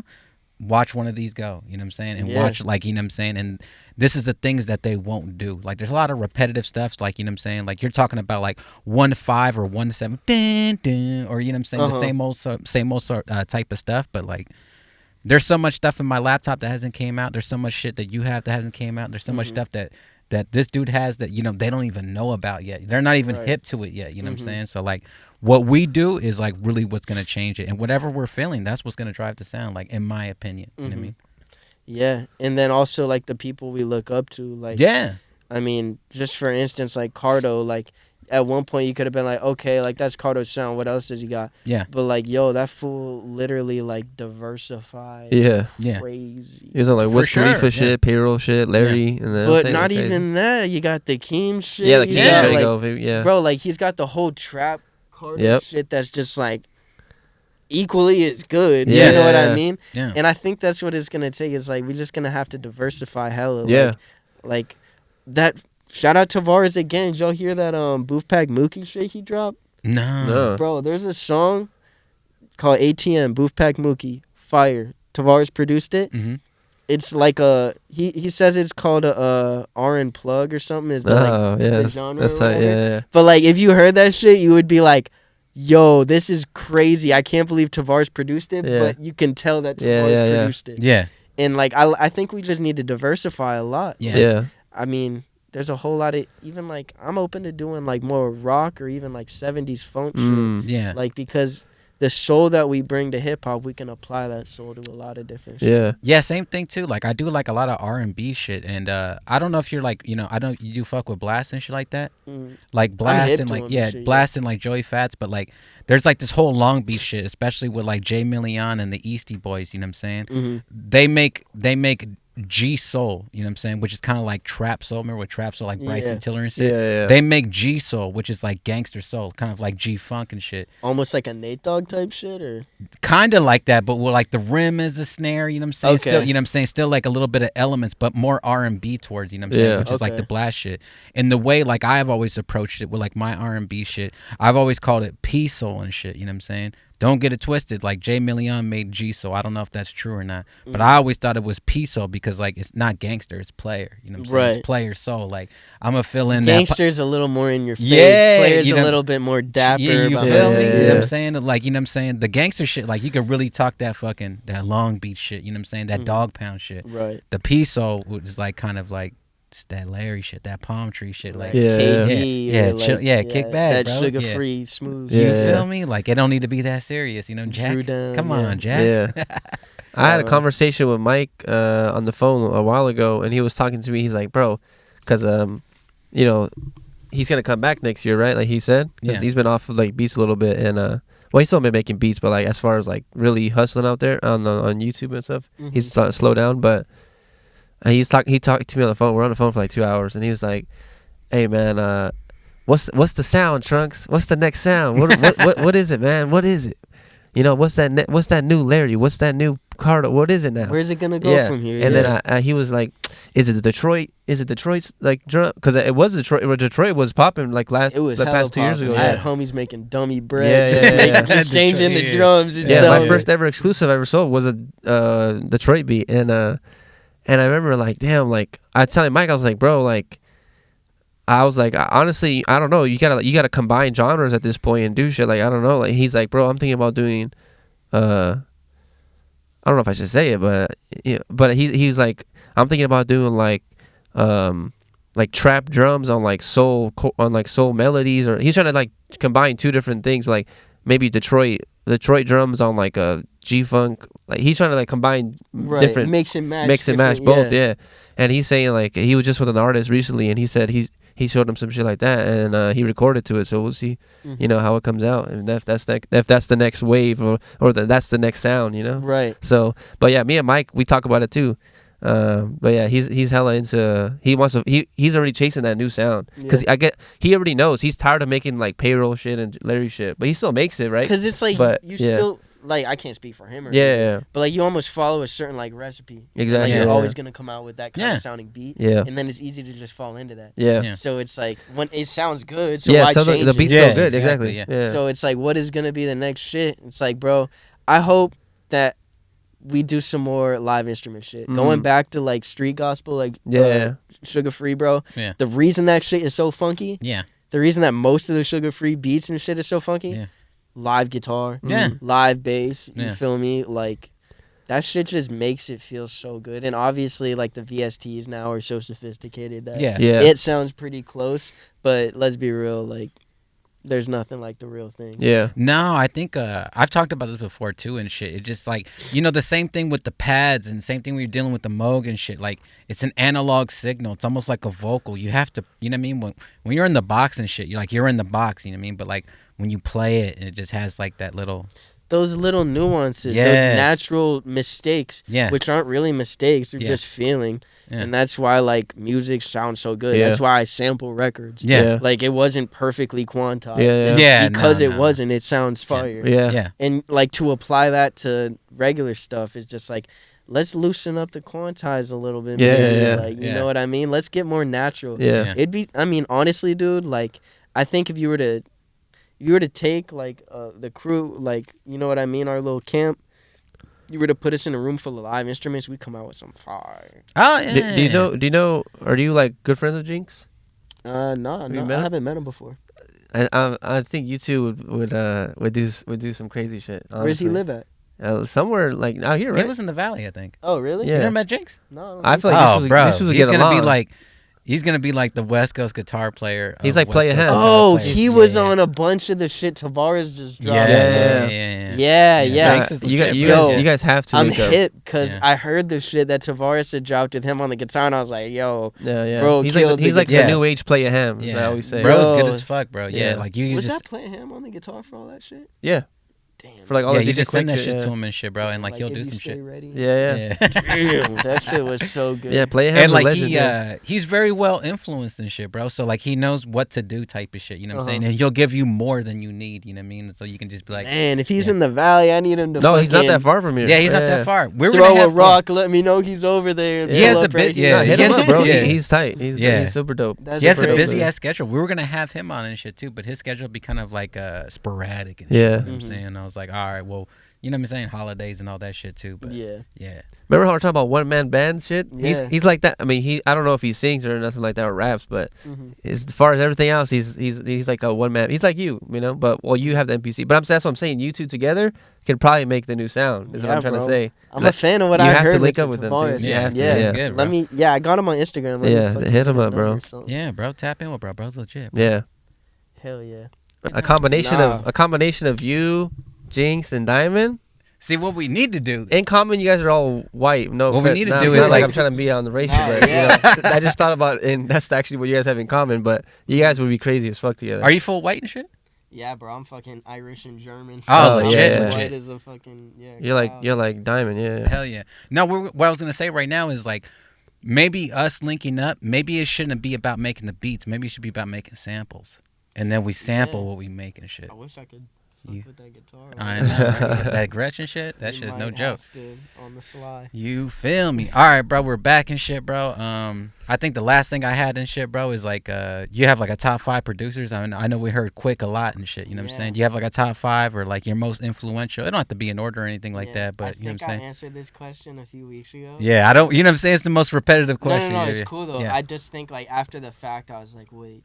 Yeah, and they had more time to reflect on it. Yeah, I had time to reflect on it. I'm gonna just throw like the names out there. No order. If I get to 5 or if I do 6, whatever. Yeah. Hold the mic a little bit closer. Oh yeah, for sure. Like as far as like just throwing them out there. Obviously, Alchemist is the reason I started making beats. Mm-hmm. DJ Quik literally makes you feel like no one else in the world. Yeah. Cardo for our era Yep. is like the fucking blueprint. Yep. Yeah. Madlib, just absolute out of this world, not a human being. Yeah.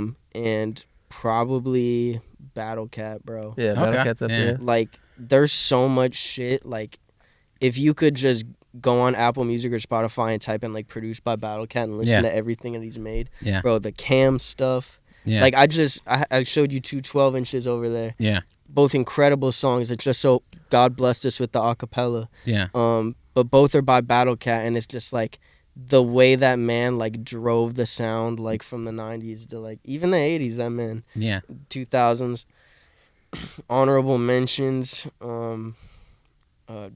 Obviously like Dre was, you know what I mean. Yeah. But I mean, I don't know, man. Like Tavares is honestly one of them at this point. Damn. Like as far as like, damn, I should have thought of that. Yeah. You know what I mean? Because there's been a few songs, even though I sample stuff that like rarely anyone's sampled before. Yeah. I've heard like 1 or 2 Tavares joints where I'm like, damn, he knocked it out of the park when I would have barely like fouled that shit. Yeah. So, yeah, bro, those people really influenced me. I like people. This dude at my work asked me to describe like my sound, and I was like, honestly, bro, like it's a mix of like. I try to do a mix of like Alchemist with the samples and DJ Quik with the sounds. You know what I Gotcha. mean? And just the overall feeling. Yeah. Legit. Hell yeah. Even though it's not that, but those are like my 2 inspirations. Yeah. Yeah, I think our top 5s are all pretty fucking close and shit, bro. Yeah. Like, there's only like a few people like, I have Daz Dillinger and Daz. Dre on my shit. You know what I'm saying? It's funny you say that. Yeah. I'm not really supposed to say this, I don't think, but he's never gonna see. I mean, the dude at my work. So I'm at work on fucking Friday. Yeah. No, Thursday, cause I didn't go to work on Friday. A new dude was there, and his name is TJ, and older black dude, you know. He asked me. I got back from lunch. He goes, "Yo, you make beats?" I was like, "Yeah." Because my homie Xavier that he was sitting by when he first started told him that I make beats or whatever. Yeah. And he was like, "What kind of stuff you make?" And I was like, "Man, like I just try to make like smooth West Coast shit. I'm from Florida, but I just like most of the stuff the people I work with are in the West. I moved out here because of it." And he's like, He's like, oh yeah, who do you like and stuff? Like, who are your influences? And he goes, you know Daz? Yeah. And I was like, Daz Dillinger, the fucking GOAT? Yeah. Like Daz is like, that's honorable mention. Like, Yeah, seriously, like I should have put Daz. I'm glad you said it, or else I would have been pissed that I didn't say it. Yeah. Daz is the most underrated producer in America. Yeah. Yeah. For Like, sure, because bro. people know Quik, like a producer. And Yeah. And like maybe Daz, but like America knows Daz Dillinger and they don't know it. You know what I mean? Sure. For sure. Yeah. Like they've heard him on Gin and Juice, they've heard Yeah. him on The Chronic and shit, like whatever. But like Daz is responsible for some of the best beats in hip hop ever. For sure, bro. The crispiest mix Yeah. ever. But anyway, yeah, he said, "Do you know Daz?" And he just so happens to be related to him and shit. Damn. And I was just like, damn, like Tap in. I was like, yo, bro. Yeah. He's the fucking god. Like, Hell yeah, bro. But yeah, dude, Daz is the GOAT. Yeah, I think I have a DJ Paul from 3-6 Mafia as well too. You know what I'm saying? Like fucking just because like Made his own sound. yeah, you know what I'm saying, and like it carries over so much today more than anything else. I would feel like, you know what I'm saying, The like trap hi-hats and you shit. feel me? You know what I'm Yep. saying? That snare, that kick and shit like that. You know what I'm saying? But other than that, Same with Juicy too. Like, Yeah. people don't realize Juicy just J. Like, just 3-6 Mafia in general. Like I usually Yeah. just say DJ Paul, but it's just like I don't like to say 3-6 just because it's like the collective and shit. But DJ Paul and Juicy J for real. Like shout out. I hear DJ Paul. I got a friend like that's close to DJ Paul, and he's like the coolest dude in the world. yeah, dog. I'd You know, love to meet DJ Paul. and they were like always like cool with their like open like drug use and shit. Like that shit didn't make them and shit. And then on top of that, they got the movie and shit, bro. You know what I'm saying? Which is like our movie. That's like the Bible and shit, bro. Like that Hustle and Flow shit. Yeah, That Hustle shit Flow. touched everybody and shit. Yeah. You even better than that, to me, Adventures in Hollywood is the greatest show that's ever been on TV. You fuck with that shit? Bro, that's the funniest show of all time. Have you seen that shit? No, I never seen that. How old are you? 23. Okay, yeah. I mean, how old are you? 32. Oh, okay, then you definitely know what the fuck I'm talking about. Yeah. But yeah, bro, like even that's kind of before our time, like even us. But like, yo, go on YouTube, And type everybody that shit watching, in, type in Adventures in Hollywood. Wow. It is the funniest shit, bro. Just your day is gone. Like you're gonna watch the whole thing. Hell yeah, bro. I love that shit. Well, shit, bro. Shout out computer. Hell yeah. Let's close this shit out, bro. You know what I'm saying? I appreciate you tapping in with us and shit, bro, and fucking with us. We about to go make some beats and shit, but this is something we usually do, bro. It's called head to toe and shit. We just kind of describe what we're rocking from head to toe, you know what I'm saying? So some people can, you know, grasp on the stilo, you feel me? So yeah, bro. We'll start with you, bro, from head to toe, dog. Me? All right. Typical LA hat. The neutral, you feel me? Neutral. Yeah, the neutral. Uh-huh. Gotta be careful. Yeah. Up top, down below, we got a literal blank fucking white crew neck from the swap meet that is honestly hard to find. Try to find a blank white crew neck. They're difficult, bro. They're not out there. I got Yeah. the last one, she said, and they're not coming back. White Proclub underneath, short sleeve. Right here on the pants, I got the fucking thrifted swishy pants. You feel me? Okay. I'm gonna come out with a swishy pant company in the 2020s at some point. There we go. Because you can only thrift these kind of shits. You know what I mean? Okay, bet. I got the high whites in LA, so I passed the stock check. Yeah. Yeah. And I just got some fucking Nike, whatever. I got these yesterday. I don't know. I just needed some new shoes, so I never wear Nike either. But I just Air Maxes and shit. yeah, Hell the Air Maxes. I thought they looked cool. So Legit. What are some of your favorite street brands? honestly, like a lot of skate shit. Yeah. I mean, Stussy's like honestly like my favorite brand. Yeah. It's, Okay. like Okay. fucking awesome. FA in hockey. Yeah. You know, I love obviously like Dickies. I wear Yeah. every day. Yeah. You know, Pro Club. Yeah. Born and Raised is like the sickest company. Born and out Raised there cool. now. Yeah. Yeah. Like the way they're doing shit, like the collabs that they've had, like Hell yeah. They're- the artistic like direction Yeah. with everything. It just being so like Yeah. undeniably like to the core of like LA. Like even Yeah. me not being out here, like just seeing that, it's just like, bro, they They linked know. up with the Rams, the Dodgers. Bro, like for it's streetwear, crazy. that's Mr. insane. Cartoon. You know? Yeah. Cartoon. crazy Recently, yeah. Modelo. They Yeah. just had a show with 1800 Yeah. Tequila. Hell yeah. Yo, I mean, I haven't met those dudes like Yeah. Sponto and Two Tone, but like they are very, very good at what they do. Yeah. Like, Yeah. I respect them so much. Cause like I was at Complex Con last weekend, bro, and like I'm so fucking out of the loop with all these Yeah, streetwear brands. Yeah. And to be honest, I don't want to be in the loop with a lot of them because the shit wasn't that. You know what I mean? Like 2010 to like 2015, or like even earlier than that, obviously. Yeah. Like, but like that era where it was fucking, you know, it's like going to Karmaloop, Karmaloop, seeing all yeah, these shits, going on. J's. What was it? Yeah. Plunder. Plunder. Yeah, that was like the clearance. Yeah, one. yeah, It was like the Nordstrom rack. Yeah. I would rack the fuck up. My mom was like, "Why do we have 8 packages every day at the door?" I'm like, "Cause it was $2 for the t-shirt." Hell yeah. But nah, the whole streetwear shit right now, I don't know, bro. I like New Balance. I just keep it simple, bro. I literally, like, now that I'm in LA, I just go to the swap meet or go to the Santi Alley or the Fashion District. Yeah. And just get plain, like, simple, crispy shit, bro. Hell yeah. Because that whole brand thing, like, I used to not leave the house without, like, a expensive brand on me.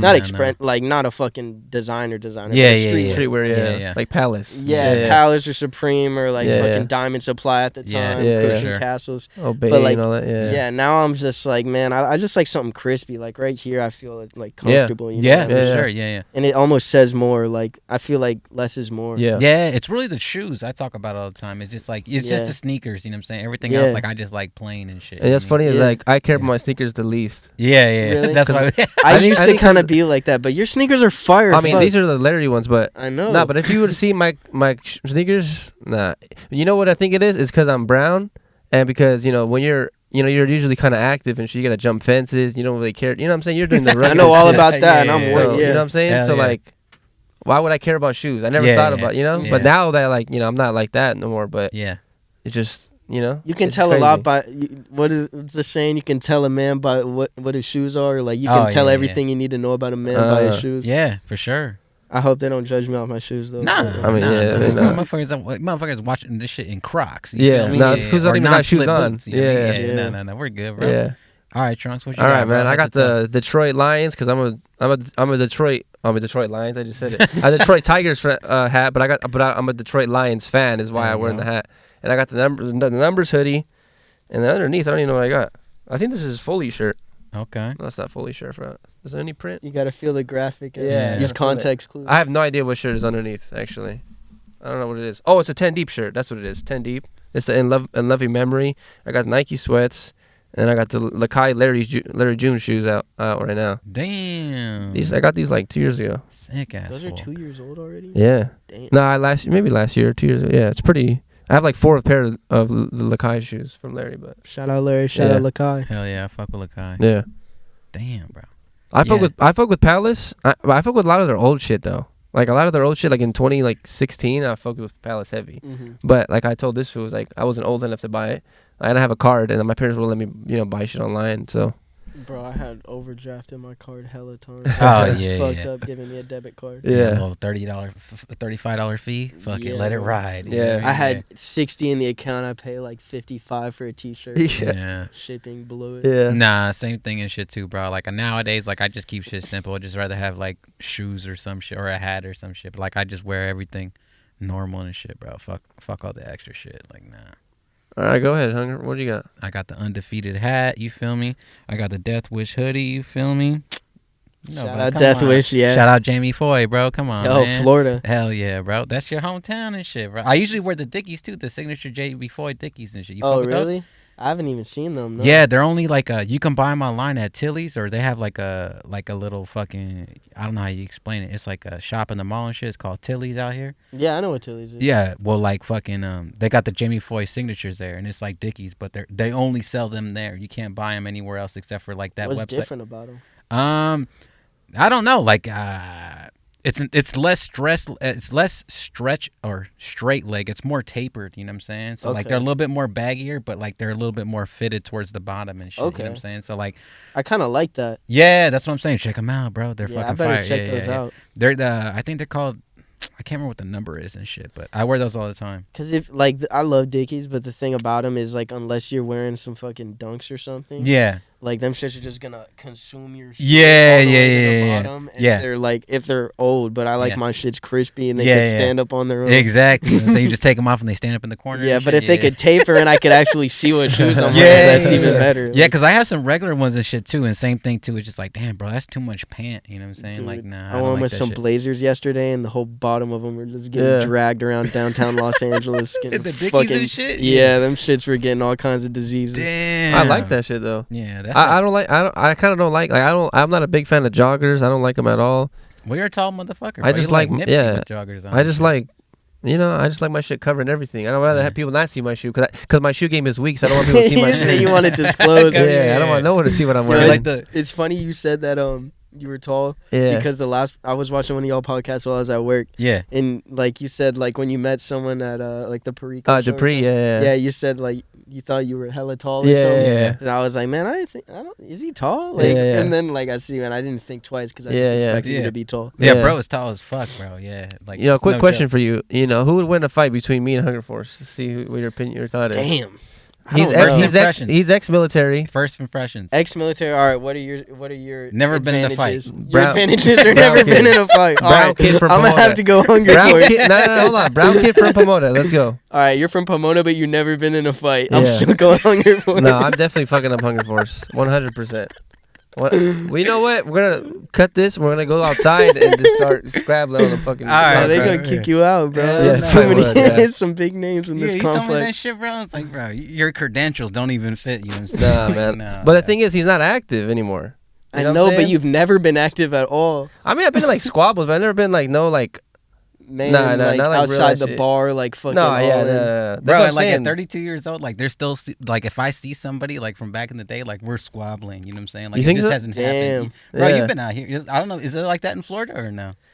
It's weird, bro. I mean, like where I'm from in Florida is just like. It's like a fine line. You're either like a normal middle class like white kid. Yeah. Your redneck is fuck with a massive lifted truck, or you're like in the hood and you just smoke hella Black and Milds. Gotcha. I don't know. Like, I mean, there was obviously fights and stabbings and shootings at my school. Yeah. But like, I mean, as far as like fight culture, I mean, I'm with skaters. It's like, I mean, people don't really fight. There's like the skate park fight and shit. Yeah. But, like, I don't know. I think I learned how to conduct myself well in the South where I just don't even, like I stay out of shit. Like, yesterday, like, I bumped into someone on the train, like, some dude that was cracked the fuck out.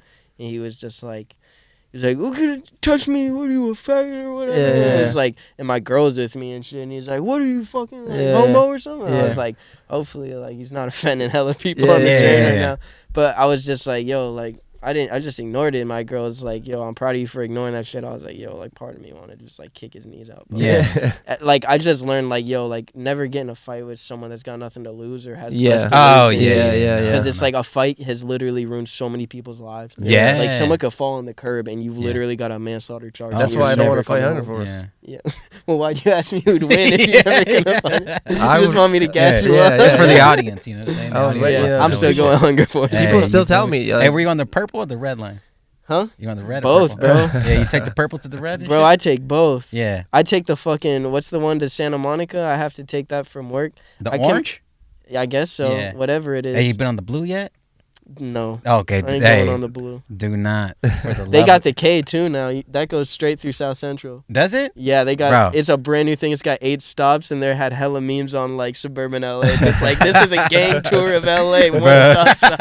It goes to like Florence. Yeah. Oh yeah. The biggest piece of advice, bro. Do not go through that fucking blue line and shit. You know what I'm saying? The other one goes through South Central, but this other one, that blue line, that goes all the way to Long Beach, right? Yeah, bro. You go through Florence. You go through fucking Compton. You go through Watts. You go to fucking Long Beach, dog. Like, no. You ever seen the movie Gang Tapes? Nah, what's that? Yo, I'm gonna put y'all on. Gang Tapes. You seen Snow on the Bluff? Nah, what's that? Have you seen Snow on the Bluff? All right. First, this is putting us onto our own shit, huh? Yeah, bro. I'm big on like the hood flicks and shit. Gotcha. Like I'm a big VHS guy too. Like a lot of like my samples and shit. Like, okay. Shows come from VHS. But basically, Snow on the Bluff is basically the same concept where like some like hood ass, like, you know what I mean, up to no good ass people get a camcorder and start filming their everyday life. Yeah, that came out in like 2007 maybe. Oh, okay. I'm good with movie years, so I'm mad that I'm blanking. But anyway, Gang Tapes took place in L.A. Came out in 1999 or 2000, and basically it was like this family. The start is like they're on some tourist shit in Hollywood, walking the stars, TLC or the TCL theater or whatever the fuck, and they get lost because it's before Google Maps.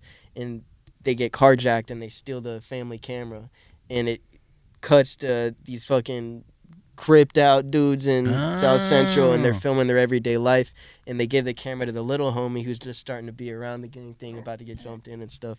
So basically it's like bird's eye view into the like whole thing, and there's a crazy scene where they're on the train on the blue line going to Long Beach and shit, and they get banged on by these dudes. But yeah, check out that movie. That movie's wild. I'm about to check this shit out. Gang what the Tapes, fuck, bro? Wild movie. Hell yeah. Sad as hell. Oh shit.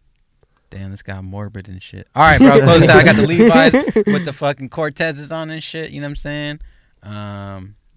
But you got the Navy Cortezes. Oh, these are the Obsidians, bro. You Obsidian. know what I'm saying? You can't find these no more. You know I was gonna say I've never seen those. Yeah, no. You can find the leather joints, but you can't. I was gonna say they're not leather. Nah, they're almost like joints, this material or something. Yeah, you just gotta. You know what I'm saying? You just gotta show them your birth certificate when you get these. I guess so.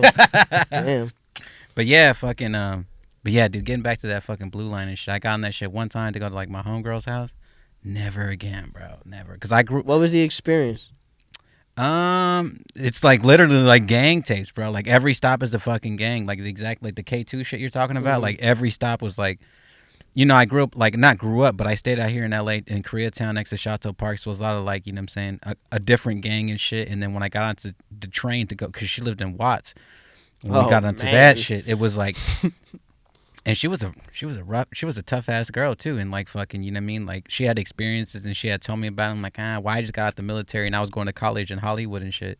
And I was like, nah, we'll be all right and shit. And just fucking, it's just active, bro. You know when you're around active people and shit, it's like, bro, y'all are too active, bro. Like I can't believe like you can never relax and take a deep breath. You're always worried what's next. And they just live like a very, very active lifestyle. And it's like, bro, you guys gotta fucking chill, dog. You know what I'm saying? It's like being in the pen, bro. Like motherfucker, you know, everybody's sizing everybody up and like fucking nobody wants to be a bitch and shit, very bro. Primitive. It's very, very alpha male. Yeah, you forget about natural selection until you get to like on the blue line and you like remember. You know I suggest like if you're in LA, I mean, don't take the metro if you don't have to. Yeah. But like that's one thing like I'll tell people that I work with or whatever. They're like, damn, fool, like you take the train here or whatever. Yeah. Or the bus or whatever, cause like I just moved out here and I have my car in Florida and shit, and it's like I'm about to get a car out here, but like I'm glad that I've had to take public transportation. Yeah. Because that shit, you really get a pulse on what shit is when you're underground, when you're not insulated by some steel protecting you from the moment you leave the crib to wherever your destination is. Yeah. You got to deal with some shit and endure some shit and learn how to bite your tongue and learn how to conduct yourself. And even though I'm guilty of like sometimes like I'll be like thankfully like my girl's out here now and she'll be like, yo, like don't even like mumble some shit. Like my girl telling me to follow protocol. Yeah. It's a program, bro. Down like I want all politicians, LA politicians, to go take the red line from fucking from Koreatown to downtown and just tell me what you see. Hell yeah, take the gold line from fucking East LA, you know what I'm saying, through Pasadena. And that'll that humble shit, any man. Like dog. I've seen crazy shit. I think the one thing that really like helped me is like I got like when I first moved out here and shit, like I got the iPhone with like the AirPods that hooked in and shit. And just AirPods. You won't really get bothered because they know they can't really get a reaction. Exactly. I used to just ride with my AirPods on mute and shit and just like, they don't know I'm listening. That's wise, bro. I'm fucking Proclubs and Dickies and just looking down. Not even looking down, but it's gnarly. Yeah, bro. It gets fucking crazy, dog. Shout out the Metro, though. You get me. You feel me, bro. Shit. That's why you said I've never been out here. This is probably why I've never been out here, because I don't want to do none of that shit. A brown kid out here? LA's crazy. It's all protocol and shit, bro. You know what I'm saying? It's like, you know, once you get into it type of shit, you know what I'm saying? Like, that's why I don't got the best. That's why I always say I don't got the best shoes, man. You never know you got to get into and shit. Like when I go walk around my block at home, like, there's like one person, you know what I'm saying? You go walk around the block like where you live at. Where I live, 50 people, bro. Like it's nuts, dog. It's nuts. There's so many people out at all times. There's at least 6 zombies. Yeah. Like literal zombies. Like people that should have died probably 5 years ago. Like respectfully. Bro. Like I don't wish death on anyone. Yeah. But like you're just like, how are you still alive? Crazy, like, dog. Yeah. It's gnarly, bro. Like LA, it can't be overstated right now. The homelessness and shit. Yeah, it's crazy, bro. You hear it on the news, but I'm here to tell you, like, it can't even be overstated. It's nuts. It's zombie land, you pray. Man. I even used to pray for rainy days, so we just wash all the piss and shit, bro. Just because it's like so nasty. It's like, thank God it's raining today. You know? Because like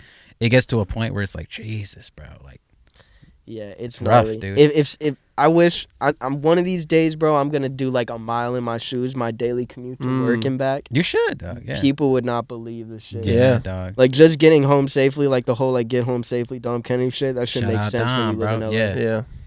Getting home safely is like an achievement in itself. Damn, man. Well, when you get your car, bro, come out to the Riv, bro. I know, bro. I'm so excited, bro. And that's the thing is like, I could have gotten a car a long time ago, but like I want to get something I'm actually proud of. Yeah. And like I also want to be able to be like, all right, if someone bashes the windows, I got a little extra bread for it. You know, everything like accounted for. Yeah. And let's be real, gas is $5. Yep. Yeah, Taking the train and the bus has probably saved me like 5 figures plus. Oh yeah. Especially when you skate and shit too, it's easier. Like I had a skateboard when I stayed out here too, just like hop on a skateboard, get on the train, get off the Shout out Lime Scooter. Yeah, there you go. The line shit. Yeah, that shit the fire Lime. too. Hell I'm a bandit on that shit. Yeah. I got horns honking at me everywhere. Damn, but yeah, we got like down the street from my house. It's not like a little skate park, but like the skate shop in my area and shit that I fuck with. They just turned like this old trench into like a bunch of like slappies and shit, bro. It's kind of like really? famous and shit. Yeah, it's dope as fuck, bro. Come out there and shit. How far is Riverside? You said an hour? It's like an hour. Yeah. Okay. But if you're leaving LA coming to Riverside, it's probably even less. It's everybody coming to LA from Riverside. Oh, you know okay. I mean? Yeah. So do a lot of people commute all the way out here? Oh yeah. Really? Yeah. A lot, bro. I know like Pomona kind of Yeah. But damn. Oh, I mean, I guess you do. Yeah. Damn. Yeah. That's wild. And I think, because I work in fucking Sawtell, like by Beverly Hills and shit. Oh, yeah. So I kind of got to stretch, but like, it really only takes me less than an hour to like get where I need to on the bus or the train. Oh, yeah. It's not too bad, but it's just like the common population and shit like that. You know what I'm saying? Like, if you live in LA and then you have Orange County and then you have the Inland Empire, well, the Inland Empire is like fucking already overtaken by like people who've moved from LA and Orange County because it's suburban so sprawl. expensive. Yeah, so expensive, bro. You know what I'm saying? And then so now they're just going even more east and shit like that. So it's just getting even more crowded. And like even being in Riverside and shit, like whatever happens in LA, just because I've been out here and shit, like I'm just trying to make it in Riverside. Like we could just do our own shit. We don't need to, you know what I'm saying? We don't need to keep doing all this stuff. Shit, The way I see it, like at least right now, I have the patience to endure the bullshit that is Los Angeles. And like I always want to live in LA, and like there is kind of a like feeling of living in LA that's kind of like you can't really get anywhere else. Yeah. But like it's like if I'm really gonna pay Uncle Sam like half of my bread, like California taxes, I might as well be living in the best place in California for me, and that's like LA proper. For sure. And like the more I'm around it, maybe different experiences I'll eventually like leave out. Yeah. But like me being a skateboarder and shit, like that kind of urban, like nonstop, like I was saying, like there was no sirens out here in the valley and shit. That whole like siren shit, like for me and the music that I make, the type of beats that I make, I kind of like a little bit of chaos. Chaos and shit. Hell yeah. And like I think I'm gonna release a beat tape. I said this in another interview, but a beat tape that kind of embodies that. It's gonna have a lot of like external sounds. I'm on the metro with the voice recorder, recording different fights that I'm hearing. It's gonna be real underground. Like, it'll be tight. It's gonna be kind of one of those things you play in your car and you feel like something bad's about to happen. We're gonna call it the Blue Line. Nah, I've never been on the Blue Line. Gangster taste, bro. Yeah. Wow. I don't know, but it's gonna probably be like more like instrumentals with little like movie segments chopped into it rather than rapping. Yeah. Although it'd be sick to have like Spice One on a song or some shit. Like MCA. That'd be crazy. Hell yeah, bro. Well, all right, bro. I think this has been fucking conclusion. You feel me? Been 2 P's on a pod. My dog, you got anything? No, I think that's it. Hell yeah, bro. Appreciate you having. That was really good at first guest. Hell yeah, really good. Dude, it's been fun. I can talk shit all day. With you feel me? Like we just try to like kick it and shit and like fucking just do our own shit. You know what I mean? Not be too interview type of shit, but get your story across to make sure everybody, you know what I'm saying, understands it. Because we're next to a legend, bro. You know what I'm saying? Motherfuckers gonna know this shit sooner or later. You feel me? And they're gonna go back and watch this shit. Be like, damn. Remember when Sugafree was banging on the fucking little bro. Best video on YouTube. You feel me? You know what I'm saying? You know how many views that has? Yo, bro, we're building it right now. And shit, bro. Yo, like, that shit goes viral once a year too. Snoop Dogg will post it once a year. I remember being young and shit, bro, thinking these fools were all locked up and shit. I'm like, damn, this shit is fucking tough. I want they look so hard. That shit was tough. The one kid with the little like nappy bro, he's got like the that shit is a fire video. Hell yeah. All right, bro, we out this bitch, bro. All right, man, we out. Peace, man. Later.